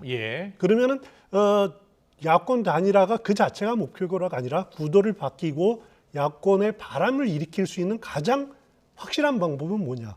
그거는 솔직히 말해서 안철수 후보가 말한 여론조사에 의한 경쟁 방법이 가장 확실한 방법이죠. 지난해 서울시장 보궐선거 때처럼요? 그렇습니다. 가장 확실한 방법인데 국민의힘이나 윤석열 후보 측에서 그걸 받아들이기에는 아직 좀 약간 자신 없는 감도 없고 절박감도 좀 떨어지고 하기 때문에 아직까지는 머뭇거리고 결단을 못 내리고 있는 상황이 아닌가라는 생각이 듭니다. 오늘 기자들이 안철수 후보에게 직접 물어봤더니 안철수 후보가 뭐라고 얘기했냐면 오늘요. 윤석열 후보가 빠른 시간 내에 결심을 좀 밝혀줬으면 좋겠다 이렇게 이야기했어요. 그러니까 안철수 후보나 윤석열 캠프나 100% 여론조사 단일화 방식으로는 이루어지지 않을 것이라는 걸 저는 서로 다 알고 있다고 봅니다. 그렇게 보십니까? 저는 그렇게 봅니다. 협상의 스킬이 뭐 거의 기본인데요. 안철수 후보 쪽에서는 사실 50을 얻기 위해서 저는 100을 요구했다고 보는 겁니다. 그래서 그리고 실제로 막상 여론조사로 할 경우에 안철수 후보에게는 크게 유리할 것도 없습니다. 사실은. 그렇게 보십니까? 저는 그렇게 보는 거고 그래서 일단 협상으로 이제 들어가기 때문에 결국은 어느 정도의 안철수 후보 입장에서 많은 걸 얻어낼 수 있겠느냐가 문제는 거고 그래서 결국은 살아왕살의 논란 끝에 결국 단판으로 저는 이어질 거라고 저는 봅니다. 그렇게 보시는군요. 우상호 지금 선대본부장은 앞서 저희가 인터뷰 소개해드렸습니다만 여론조사 방식은 100% 안철수 후보가 이길 수밖에 없는 여론조사 방식이다 이렇게 생각을 하고 있던데. 민주당으로서는 안철수 후보가 완주하는 것이 가장 이상적인 경우죠. 사실 이재명 후보와 안철수 후보의 단일화는 띄워놓았지만 사실 현실 가능성은 별로 없는 부분들이거든요. 예. 그렇기 때문에 사자 구도로 진행되는 것이 가장 이상적이다. 그리고 만약에 야권이 단일화가 이루어지더라도 네. 앞서 말씀드렸듯이 구도의 변화는 있을 수 있지만은 예. 바람이 부는 것만큼 차단해야 된다. 그렇기 때문에 가급적 단일화 과정에서 힘이 빠지는 것이 바람직하다. 그래서 계속 안철수 후보가 완주될 할 것 같다라는 분위기를 띄우는 것이 민주당으로서는 당연한 접근 방법이 아닌가 생각이 듭니다. 최진 원장님께서는 결국은 단판으로 단일화를 할 것이고, 그리고 안철수 후보도 이게 여론조사 방식으로 단일화가 이루어지기는 어려운 상황이라는 걸 알고 있고 50을 얻기 위해서 100을 주장하는 것이다, 이렇게 보시더라고요. 어떻게 생각하세요? 일단 제일 중요한 것은 윤석열 후보의 결단의 몫이기 때문에 예. 윤석열 후보가 어느 결단을 할지는 솔직히 정확하게 알 수는 없습니다. 예를 들어서 여론조사를 수용하면서 나름대로 역제안을 할 수도 있는 거고, 네. 아니면은 안철수 후보의 제안 자체를 그냥 거부해버릴 수도 있고, 네. 아니면 전격적으로 제안을 수용할 수 있는 그런 여러 가지 요인이 있는데, 저는 모든 어떤 방법을 택하더라도 네. 가급적 바람을 일으킬 수 있는 최선의 방법을 찾기 위해서 아마 윤석열 후보가 고민하고 있지 않을까라는 생각이고요. 예. 그래서 창조적인 방법이 굳이 닫혀 있지는 않다. 조금만 더 고민해보면 나올 가능성도 있다는 게 개인적인 생각입니다. 그렇게 보시는군요. 예, 알겠습니다. 안철수 후보가 이런 말도 했군요. 윤 후보가 단일화 방식에 대해 답을 하면 거기에 따라서 다시 또 판단을 할 것이다. 예. 이렇게 이야기를 했습니다. 그러니까 반드시 지지율로 하겠다라는 입장으로부터 이제 상당히 그런 거군요. 좀 넓어진 거죠, 문이. 그래서 네. 제가 아는 한은 예. 세계 역사상 좀 세게 말씀드리면 네. 지지율이 4배의 차이가 나게 적은 후보가 단일화해서 이겼던 사례는 저는 전무후무합니다. 그리고 예. 다만 그럼에도 불구하고 승리가 예상되는 윤석열 후보가 단일화 방식, 여론조사 방식을 기피하는 이유는 네. 여론조사 협상이 들어가는 순간 여러 가지 논란이 많이 일어나서 갈등에 따른 여론의 역효과가 날 수가 있기 때문이거든요. 그렇군요. 그래서 심플하게 예. 서로 대통합하는 모습을 위해서 단판으로 가자고 이제 요구를 한 거죠. 그렇군요. 야권 후보 단일화가 이제 변수로 떠오르니까 이재명 후보 같은 경우에는 계속해서 단일화 이야기보다는 통합을 계속 이야기하고 있습니다. 미래를 이야기하고 있고요. 오늘은 야당 인사의 입각 가능성까지 이야기를 했습니다. 이재명 후보의 발언을 듣고 이야기 나누겠습니다. 이념과 진영에 관계없이 국가 경영에 필요한 유능한 인재들을 널리 쓰겠다고 약속했기 때문에 그 이념과 진영이라는 그런 거 아니겠습니까? 유승민 전 후보나 이런 분들 굉장히 능력 있는 분 아니겠습니까? 그런 분들도 충분히 같이 이 위극복에 동의하고 본인의 어떤 역량을 발휘할 기회를 준다고 하고 하면 충분히 임명할 수 있다고 저는 생각합니다. 이건 개인적인 생각입니다.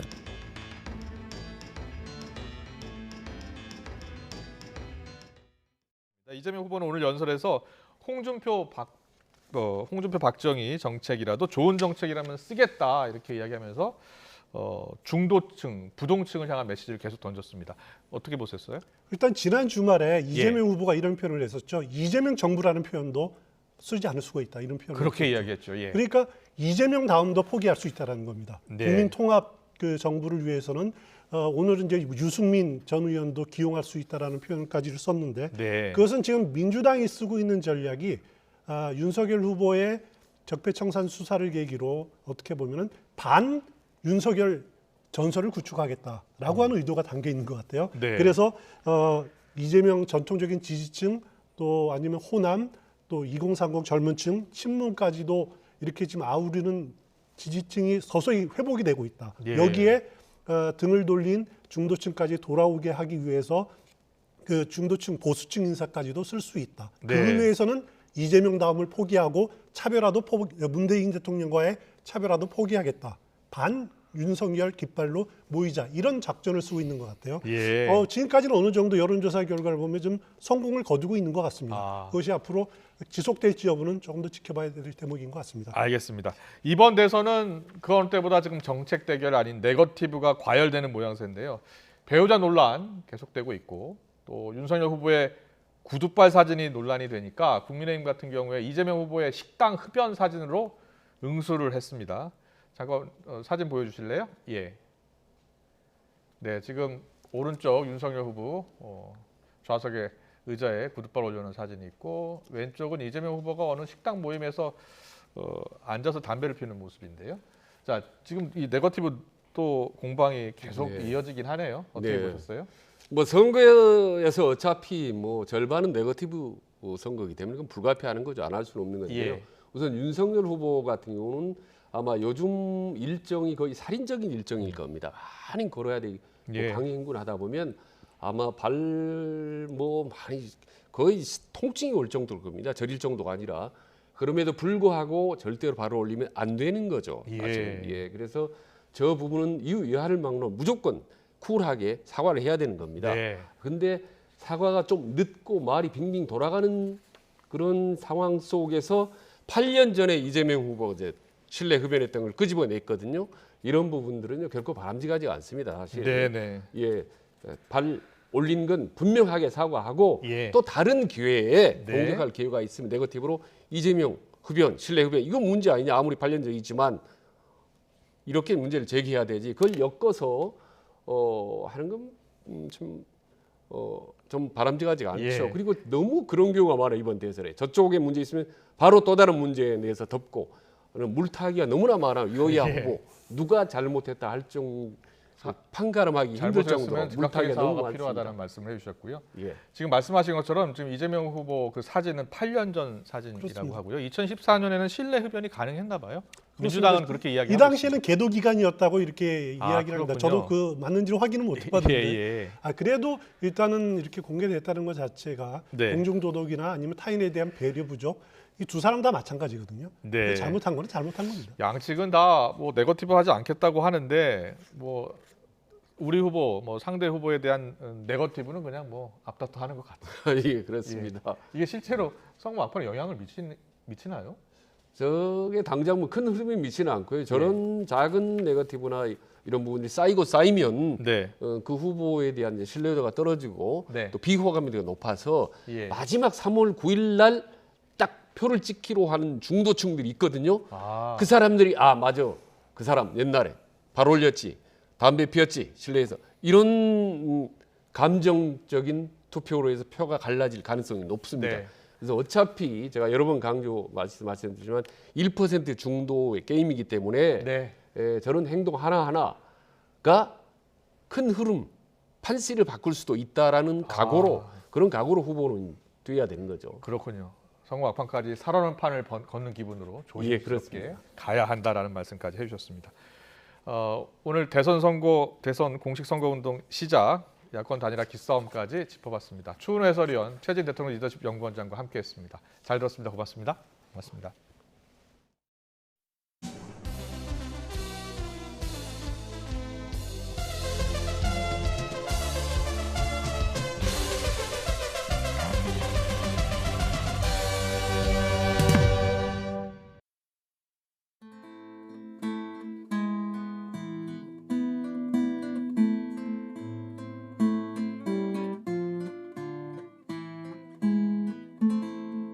해결하다가 보면은 또 쌓이는 거예요. 돌려막기가 되는 거예요.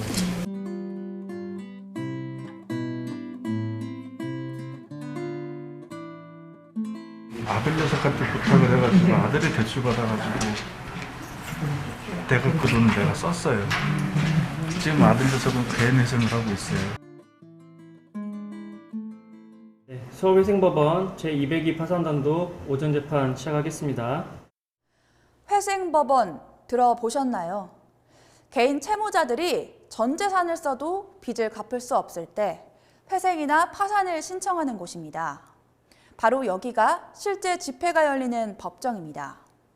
지금 당장 빚을 갚을 수는 없지만 소득이 있어 몇 년 안에 갚을 가능성이 있다면 개인 회생을 신청하고 소득이 없거나 있더라도 최저생계비 수준이라 빚을 갚을 능력이 안 된다면 파산을 신청하는데요. 이렇게 회생이나 파산을 신청하는 개인 채무자 수는 꾸준히 10만 명을 웃돌고 있습니다. 문제는 법원을 찾는 사람 3명 중 1명은 20, 30대 청년이라는 겁니다. 부모님이나 친구들 채무를 변제해 주는 경우도 있고 명의를 빌려줘서 문제가 되는 경우도 있고 다양합니다. 선거 때마다 청년 부채에 관한 공약이 쏟아집니다. 이번 대선에서도 마찬가지인데요. 채무자로 내몰린 혹은 내몰릴 청년들에게 선거는 막연한 정치가 아닌 현실입니다. 유력 대선 후보들의 청년 부채 공약을 들여다보면 대부분 빚의 대물림을 막는 방향으로 설계됐습니다. 그래서 우리 청년들이 고금리의 대부업체 그리고 사채업자들에게 약탈당하지 않도록 하겠습니다.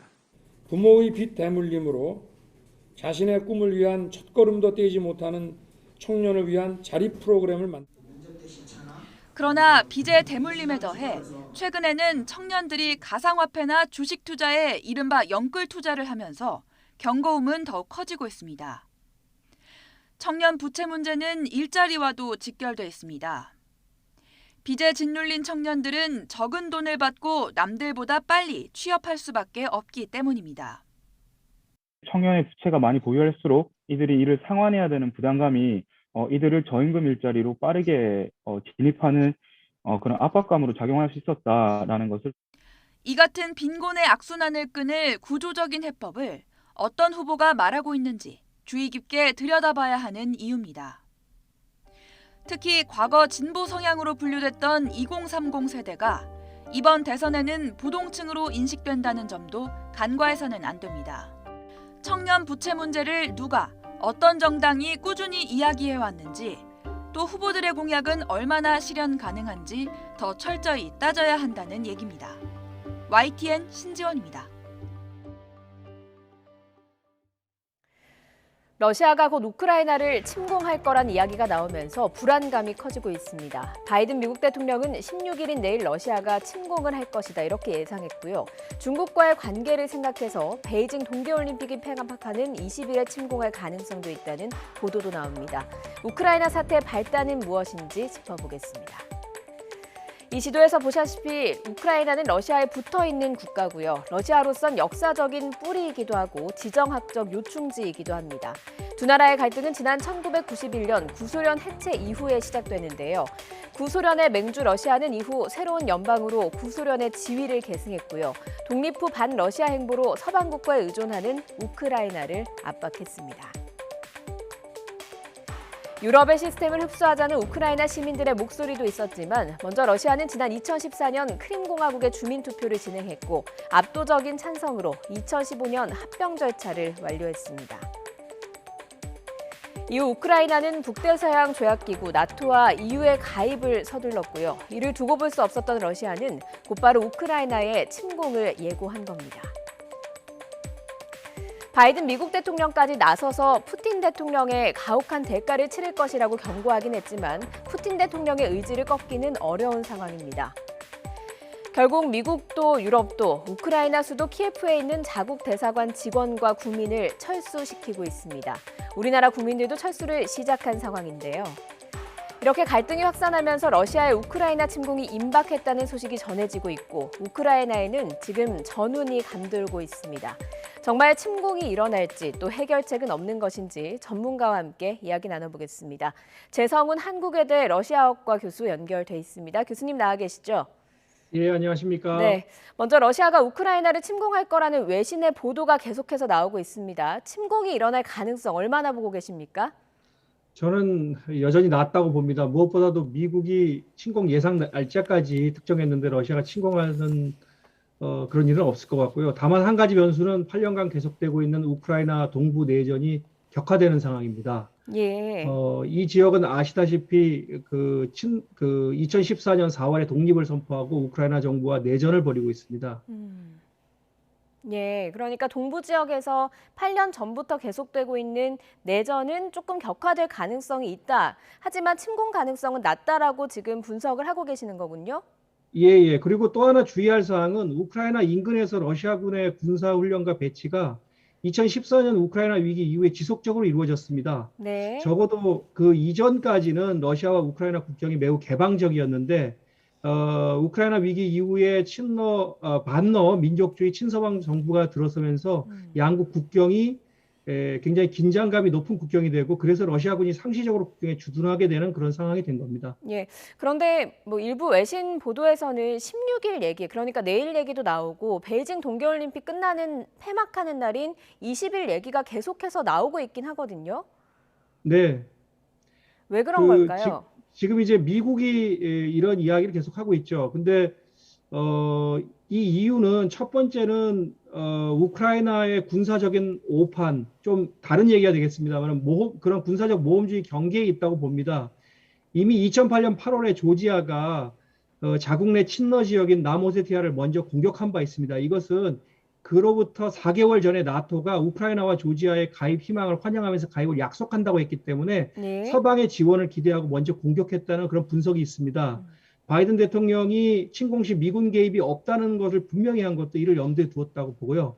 두 번째는 러시아의 목표가 나토 확대로 나타난 불공정한 유럽 안보 질서의 재편인데 이를 우크라이나에 대한 지정학적 야심으로 규정해서 비난하기 위한 그런 걸로 또 보입니다. 예. 그리고 세 번째로는 자국의 리더십을 강조하기 위한 걸로 보입니다. 예. 유럽이 안보적인 위기를 느낄수록 미국의 군사력과 정보에 대한 의존도 또 유럽에 대한 미국의 LNG와 무기 수출도 늘어날 겁니다. 예.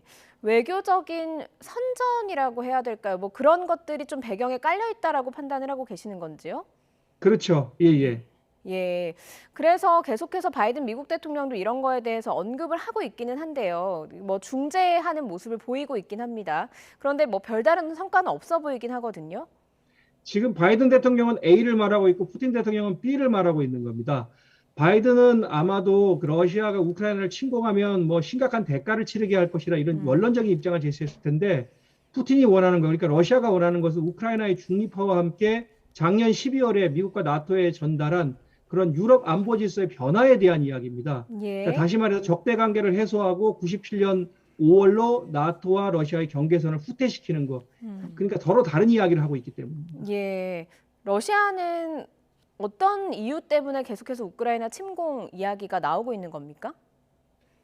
그러니까 러시아가 우크라이나의 나토 가입을 이제 허용할 수가 없는 이유는 네. 첫 번째는 우크라이나가 러시아의 탈소비에트 지역 통합 프로젝트, 그러니까 구소련 국가들과 함께 뭉쳐야 되는데 그 프로젝트에서 반드시 포섭해야 되는 국가이기 때문입니다. 민족적으로도 그렇고 경제적으로도 그렇고 지정학적으로도 중요하기 때문입니다. 근데 예. 나토에 가입하게 되면 이건 영원한 결별을 의미하죠. 예. 두 번째는 나토가 러시아 국경까지 이제 영역을 확대하게 됩니다. 우크라이나 가입하면. 근데 이는 예를 들면은 냉전에서 소련이 승리하고 미국이 패배를 했는데 쿠바도 아닌 플로리다나 캘리포니아가 바르샤바 조약국, 그러니까 나토에 대항하는 그 사회주의권의 군사 동맹이죠. 가입하고 그 땅에 소련의 무기가 배치되는 걸 의미합니다. 이거는 자국의 안보 강화 노력에 타국의 안보를 침해하는 그런 안보 불가분성 또는 안보 딜레마 상황이 됩니다. 예. 그리고 세 번째로는 러시아가 서방에 적극적으로 협력했던 90년대부터 러시아의 반대도 불구하고 나토는 확대됐습니다. 그러니까 나토가 소련을 적으로 보던 냉전 시기의 산물인데 이게 아직도 유지되고 있는 것이죠. 그리고 더 예. 확장되고 있는 겁니다. 그래서 러시아는 이제 나토 중심의 안보 질서, 유럽 안보 질서 자체를 바꿔야 된다고 보고 있는 것 같습니다. 예, 뭐 앞서 설명해 주신 대로 결국에는 미국과 러시아가 A와 B, 그러니까 다른 이야기를 하고 있다. 이해관계가 다른 것이다라고 이야기를 해주고 계시는 것 같은데요. 그런데 네. 뭐 독일도 프랑스도 영국도 여기에 대해서 계속해서 의견을 내고 있고 관여를 하고 있거든요. 특히 독일 총리가 러시아에 방문한다라는 이야기가 나오고 있습니다. 이게 또 사실상 마지막 기회가 될 수 있다는 전망도 있는데 이 부분에 대해서 어떻게 보시는지요? 그러니까 유럽에서 미국의 리더십, 특히 안보적인 측면에서 리더십에 불만을 가지고 있는 프랑스나 러시아와 에너지 협력으로 가장 많은 이익을 취하고 있는 독일 입장에서는 지금 구도가 매우 불만스러운 겁니다. 마크롱의 중재안에 의해서 숄츠가 내놓을 중재안도 우크라이나의 중립화가 골자가 될 걸로 보입니다. 사실 유럽 국가들은 아직 나토에도 EU에도 가입하지 않은 우크라이나 때문에 막대한 물질적, 비물질적 손실을 감수하고 싶지는 않을 겁니다. 예. 여전히 키를 쥐고 있는 미국이 제안에 동의해야만 실마리가 풀리는데 그런 의미에서 미뤄간 대타협 없이는 해결이 좀 어렵지 않겠나 이렇게 전망을 하겠습니다. 바이든 대통령이 우크라이나에 방문할 가능성은 좀 낮은 겁니까, 그러면? 제가 보기에는 지금 현재도 미국의 개입이 없을 것이다. 실제로 침공이 벌어져도 이렇게 예. 얘기했기 때문에 어느 정도 그 바이든 대통령이 그렇게까지 적극적인 행동을 취할 것 같지는 않습니다. 예. 그런데 우크라이나는 계속해서 나토에 가입을 하려고 시도를 하고 있거든요. 우크라이나 입장에서 나토 가입이 왜 중요한 겁니까? 예, 우크라이나인하고 러시아인은 같은 동슬라브 민족으로 민족적 뿌리가 같고 역사 대부분을 공유를 합니다. 그런데 오늘날의 우크라이나 영토가 완성된 것은 2차 세계대전 이후입니다. 그리고 독자적인 정체성을 강조하게 된 것은 소련 해체 이후입니다. 예. 그 2013년, 14년 그 우크라이나 위기 상황에서 반러 민족주의와 친서방주의를 강조하는 정부가 들어섰습니다. 이분들은 어떻게 생각하냐면 러시아가 소련 시기에 우크라이나를 착취했고 또 오늘날에도 우크라이나를 흡수하려고 한다고 주장을 합니다. 또한 안보적 경제적인 문제를 해결하는 유일한 대안이 나토와 EU에 가입하는 것이라고 이를 헌법에도 명시한 바 있습니다. 예. 젤렌스키 정부가 이제 임기가 1년 정도밖에 안 남았습니다. 지지도는 낮고 뚜렷한 성과는 없고 내전은 8년간 계속되고 있습니다. 그리고 나토 가입, EU 가입도 요원한 상황이죠. 예. 교수님, 러시아 지금 현재, 그러니까 우크라이나 현재 상황이 어떤지 혹시 들으신 게 있으신지요? 제가 안 그래도 좀 오늘 조금 전에도 이제 그 현지 전문가들하고 얘기를 나눠봤는데 러시아는 일단 현지 상황은 평온하다고 합니다. 물가와 환율은 오르고 있지만 경제 상황도 양호하다고 하고요. 또 이례적인 것은 미국 대사관을 제외하고 다른 외교 공간들이 또 별로 활동이 없답니다. 조용하다고 해요. 예. 그래서 우리가 뭐 외신에서 침공설이 나오지만 실제로 현지에서는 전혀 다른 분위기라는 말씀을 좀 드리고, 하지만 이제 지금 우크라이나에서 미국을 포함한 많은 나라들이 대사관 직원이나 교민 대피 이런 걸 이제 추진을 하고 있는데, 이건 만일의 경우를 대비하는 걸로 보입니다. 국제 정치에서 확실한 것은 사실 불확실성 뿐이거든요. 그래서 그런 것 같습니다. 예. 그 8년 동안 그 우크라이나 동부 쪽, 그러니까 크림반도 쪽에 그때 당시에 공화국 합병이 일어나고 나서 약간의 내전 상태가 우크라이나에서 계속되고 있다 보니까 좀 불안한 상태가 이어지고 있는 상황인데, 이렇게 교착 상태가 계속해서 이어질 가능성도 있다고 보시는지요? 예, 저는 뭐 군사적 충돌보다는 올해, 그러니까 2022년이 나토하고 러시아 간 유럽 안보 질서에 대한 협상의 해가 될 것이라는 전망에 무게를 좀 두고 싶습니다. 다만 군사적 대치 상황과 그리고 정부기관에 대한 해킹을 통한 사이버전이라든지 선전 매체를 통한 심리전, 뭐 하이브리드전, 이건 계속 될 겁니다. 또한 우크라이나 동부에서 진행되고 있는 내전이 해결되지 않는 한 국지적인 충돌이 일어날 가능성도 있습니다. 예. 예, 알겠습니다. 상황이 어떻게 되는지 좀 지켜봐야 되겠지만 교수님은 일단 전문가로서는 침공 가능성은 낮다고 보고 계신다라는 이야기를 해주셨습니다. 일단 지켜보도록 하겠습니다. 오늘 말씀 여기까지 듣겠습니다. 고맙습니다. 네, 감사합니다. 네, 우크라이나 국민들은 어떻게 하고 있을까요? 조국의 운명이 한 치 앞을 알 수 없게 된 우크라이나 국민은 직접 총을 들고 나라를 지키겠다고 나서는 사람들도 있습니다. 그런데 한편에선 특권층의 출국 행렬도 이어지고 있습니다. 호준석 기자입니다. 러시아에서 50km밖에 떨어져 있지 않은 우크라이나 마리우폴의 주민들이 특수부대에서 기초 군사훈련을 받습니다. 어린아이도 총기를 만져보고 탄창을 분리합니다. 아이들까지 이렇게 해야 하나 싶지만 부모의 생각은 다릅니다. Почему с сыном пришли? Хочется, конечно, быть в курсе всего, а он чтобы это все умел. 총기를 조립하고 분해하고 탄약을 장전하고 목표물을 조준하는 훈련을 남녀노소가 함께 받았습니다. 79살 할머니도 예외가 아닙니다. Я згодна би стріляти. Якщо буде якісь, то я буду захищати свій дім, своє місто, своїх дітей. Я піду на це, бо я вже, ви знаєте, мабуть. 그러나 한편에서는 위기에 처한 고국을 등지는 사람들도 있습니다. 젤렌스키 대통령은 러시아의 침공 개시일로 지목된 내일을 단결의 날로 선포하고 출국한 사람들의 즉각적인 귀국을 촉구했습니다. Я зараз пропоную вам протягом 24 годин повернутися на батьківщину і стати пліч-опліч з українською армією, з нашою дипломатією, з нашим народом. 지난 주말 수도 키예프에서 친러 정당 부대표 등 정치인과 공무원, 재력가들이 전세기 20대를 빌려 해외로 떠났습니다. YTN 호준석입니다.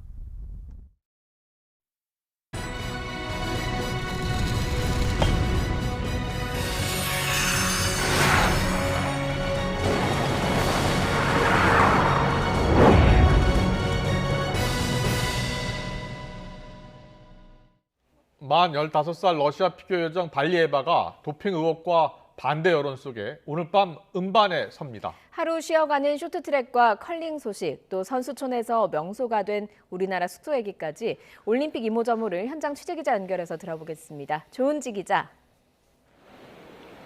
네, 중국 베이징입니다. 네, 발리에바 뜨거운 감자인데요. 도핑 의혹에도 경기에 출전을 할 수 있는 겁니까? 네, 오늘 밤 경기에 출전을 하게 됐습니다. IOC의 대변인은 이번 베이징 동계올림픽이 발리에바 사태만으로 기억되지 않기를 바란다라고 했는데 불행하게도 그렇게 기억될 가능성이 커 보입니다. 베이징 올림픽 최연소 출전자 만 15살 발리에바 선수, 지난해 12월 채취한 소변 샘플에서 흥분제 성분인 트리메타지딘이 검출된 게 뒤늦게 밝혀졌습니다. 스포츠중재재판소 카스는 도핑 결과가 지난 8일 통보돼서 선수의 방어 능력을 침해했다. 또 올림픽 기간 도핑에 걸리지 않았고 경기 출전을 막는 건 회복할 수 없는 피해다 라면서 여자 싱글에 출전할 수 있게끔 길을 터줬습니다. 도핑은 맞는데 경기는 일단 뛰는 황당한 상황이 된 건데요. 발리에바는 카스 청문회에서 심장 질환을 앓는 할아버지가 복용하는 치료제가 섞여서 소변 샘플이 오염됐다 이런 취지로 주장을 한 걸로 뒤늦게 알려졌습니다. 피겨 여왕 김연아가 일침을 가했습니다. 어젯밤 자신의 SNS에 도핑 규정을 위반한 선수는 예외 없이 경기에 나설 수 없다. 모든 선수의 노력과 꿈은 공평하게 다뤄져야 한다. 영문으로 글을 올렸고요. 8년 전 김연아를 누르고 소치 금메달리스트 소치 금메달을 땄던 러시아의 소트니코바도 도핑 연루됐던 게 뒤늦게 밝혀졌죠. 땀을 배신하는 불공정 경쟁에 쓴소리를 날린 겁니다. 미국 육상의 샛별 리처드슨 선수도 일침을 넘어 분노했는데요. 도쿄올림픽 100m 금메달이 유력했던 리처드슨은 모친상 슬픔에 마리화나를 복용했는데 결국에 올림픽 무대를 한 달 앞두고 가지 못하게 됐습니다. 리처드슨은 나와 발리에바의 차이는 피부색뿐이다. 발리에바가 젊은 백인 여성이라 특혜를 받다고 주장을 했습니다. 김연아와 리처드슨은 물론 함께 출전하는 피겨 선수들도 불편한 기색이 역력합니다. 경기가 끝나고 혹시 발리에바가 메달을 따더라도 후폭풍은 계속될 수밖에 없어 보이는데요. 네, IOC도 불편한 표정이 역력합니다. 일단 발리에바가 여자 싱글에서 톱3에 든다고 해도 꽃다발 전달이나 메달 시상식은 열지 않는다고 선언을 했습니다. 이미 땄던 피겨 단체전 시상식도 열지 않기로 했고요. 도핑 위반 사건이 마무리될 때까지 메달리스트로 인정하지 않겠다는 뜻입니다. 동시에 비판 여론을 누그러뜨리려는 고육책이기도 합니다. 발리에바는 그동안 훈련장에서 묵묵부답이었습니다. 오늘 러시아 방송 채널1 인터뷰에서 공개된 게 있는데요. 정상적으로 출전하게 돼서 기쁘다. 며칠간 정신적으로 힘들었지만 러시아를 대표해서 최선을 다하겠다면서 내내 눈물을 쏟았습니다. 어쨌든 오늘 한국 시각으로 밤 10시 52분에 발리에바가 얼음 위에 섭니다. 실력은 압도적입니다. 신기록 제조기로 불리고요. 시즌 최고 점수는 272.71점으로 2위와 30점 넘게 차이가 납니다. 금메달을 땄던 피겨 단체전 때는 올림픽에 나온 여자 선수 최초로 4회전 점프에 성공하기도 했습니다. 발리에바 다음에 나오는 선수 우리 간판 유영 선수입니다. 세 바퀴 반을 도는 트리플 악셀을 오늘 시도할 예정인데요. 시즌 최고 성적으로만 보면 7위에 해당하는 점수입니다. 우리의 또 김예림 선수 19번째 선수로 밤 9시 59분에 연기를 시작합니다. 두 선수 자신의 첫 번째 올림픽에서 무결점 클린 연기를 기대하고 있습니다. 어젯밤에 쇼트트랙 시상식도 있었습니다. 여자 계주 선수들 세리머니가 인상적이었죠? 네, 1급 비밀이라고 했던 세레머니 어젯밤에 드디어 공개가 됐습니다. 은메달을 땄던 최민정, 김아랑, 서휘민, 이유빈 선수 슬로우 모션처럼 아주 천천히 시상대에 올라갔고요. 가쁜 숨을 몰아쉰 뒤에 각양각색의 하트를 발사했습니다. 최민정 선수는 다른 팀보다 준비도 출발도 늦었지만 결국 노력해서 시상대에 올라갔다는 의미라면서 하트는 받은 사랑을 돌려드린다는 뜻이라고 설명했습니다. 심석희가 동료 욕설로 징계를 받고 김지유 선수가 월드컵 때 당한 부상으로 이탈하면서 우리 선수들 출국 일주일 전에 멤버가 확정됐을 만큼 우여곡절이 참 많았는데요. 그 긴 여정을 표현한 장면입니다. 내일 우리 선수들 주력 종목 1500m 열립니다. 낮에 선수들 마지막 공식 훈련이 있었는데 최민정 선수 훈련을 마치고도 한참을 경기장에서 생각에 잠긴 모습이었습니다. 4년간 준비한 걸 마무리하는 자리라 특별한 감정이 들었다면서 책임감을 느끼고 좋은 결과를 너무 간절히 원한다라고 말했습니다. 최민정 선수는 평창 때 이 종목 금메달을 딴 디펜딩 챔피언이죠. 내일 메달 하나를 추가하게 된다면 올림픽 메달 5개로 쇼트트랙 전희경, 박승희, 또 스피드스케이팅 이승훈과 함께 동계올림픽 최다 메달 공동 1위에 등극하게 됩니다. 라이벌인 네덜란드의 수잔 슐팅과는 준중결승에서 다른 조로 편성이 됐습니다. 올해 월드컵 랭킹 1위인 이유빈 선수, 또 올림픽 3번째 출전하는 베테랑 김아랑 선수도 출격을 합니다. 우리 여자 컬링 팀팀은 어제 한일전에서 이겼는데요. 안경 선배 김은정 선수의 인기가 일본에서 뜨겁다고요. 네, 평창 때, 4년 전 평창 때도 안경 선배 김은정 선수 인기 뜨거웠는데요. 그 데자뷰입니다. 2연패의 벼랑 끝에 몰렸던 우리 팀킴, 평창 준결승 때 만났던 그리고 이겼던 팀 후지사와와 재회를 했는데요. 신들린 샷으로 10대5 완승을 챙겼습니다. 일본 매체들은 스킵의 샷 성공률이 승부를 갈랐다라면서 안경 선배 김은정은 90% 성공, 후지사와는 71%에 그쳤다고 지적했습니다. 트위터에서는 안경 선배가 실시간 검색어에 올랐고요. 살살 부탁합니다. 엄마가 돼도 변함없이 샷은 날카롭군요. 이런 애정과 존중이 담긴 내용이 대부분이었습니다. 어제 한일전에서는 평창 때 많이 들렸던 영미를 들을 수 있었는데요. 김초희가 투입되면서 역할이 조금 줄었던 김영미 선수, 일본전 맞춤 카드로 나와서 승리의 발판을 놓았습니다. 여자 컬링 3승 3패로 4강 불씨를 살린 상황입니다. 남은 3경기는 스위스, 덴마크, 스웨덴을 만나게 되는데 2승 이상을 무조건 챙겨야지 준결승이 가능합니다. 오늘 꿀맛 휴식 취하면서 전략을 가다듬길 바랍니다. 그리고 올림픽 선수촌에서 우리나라 숙소가 명소가 됐다는데 어떤 이야기입니까? 네, 저도 사실 베이징에 있지만 이곳에 들어갈 수는 없어서 직접 보지는 못하고 사진과 영상으로만 들었는데요. 팀 코리아 깃발이 세워진 베이징 올림픽 선수촌의 우리 숙소가 전 세계 선수단이 모여드는 인기 장소 핫플레이스가 됐다고 합니다. 일요일에 베이징 전역에 엄청난 한방눈이 내렸는데요. 폐쇄루프에 갇힌 각국 선수단, 선수촌 안에서도 눈싸움 즐기고 눈사람 만들고 즐거운 시간 보냈는데 캐나다와 러시아 선수들이 먼저 눈사람을 만들기 시작했고 우리 체육회 직원들 또 자원봉사자들이 느닷없는 승리욕이 생겨서 5시간 정도 걸려서 정교하게 만리장성과 빙둔둔을 완성했다고 합니다. 장외 전쟁에서 이겼다 이런 말도 했는데요. 외국 선수들은 한국이 완승했다 이런 내용을 SNS에 올리기도 했고 어설프지만 작은 빙둔둔을 그 주위에 만들면서 화답하고 있다고 합니다. 이곳 날씨가 굉장히 추워서 눈이 얼었다 녹으면서 아주 단단해졌다고 해서 사진 명소가 됐다고 합니다. 저도 기회가 되면 한번 가보고 싶네요. 지금까지 중국 베이징에서 YTN 조은지입니다.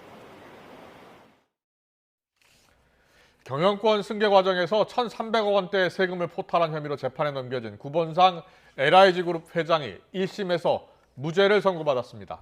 함께 재판에 넘겨진 동생 구본엽 전 LIG건설 부사장과 실무자 등도 모두 무죄를 선고받았습니다.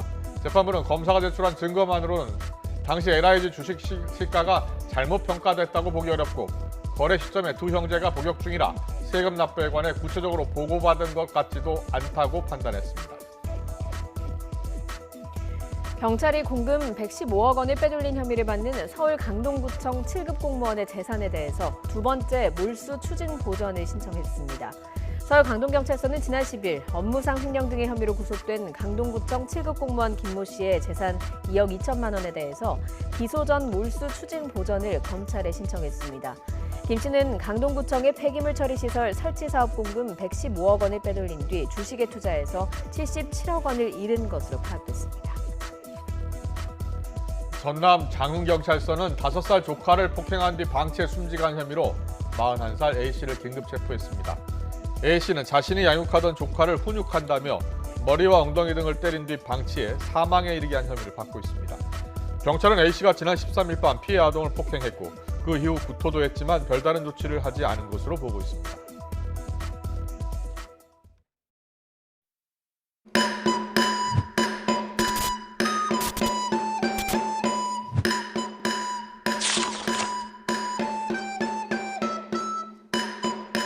개그맨 윤영빈입니다. 네. 제가 동네에 저 뽑기 신동이었거든요. 그럼요. 이렇게 달궈서 가야죠. 달고는 아니에요. 예. 정책 한 스푼. 아. 오! 야! 달구는 게 아닌가? 탄 색깔 같아요. 탔죠? 뽑기라도 제가 잘 뽑겠습니다. 네. 도전! 제가 무슨 바늘로 긁어서 좀 비치게 만들고. 라이터 없나요? 그 라이터 나오던데. 오호호호호! 자! 딴 생각하다. 그러니까 마지막까지 정신을 차려라. 뭐 이런 메시지가 아닐까요? 투표는 성공해야죠. 반드시. 고투포 코리아, 고투포 아이들.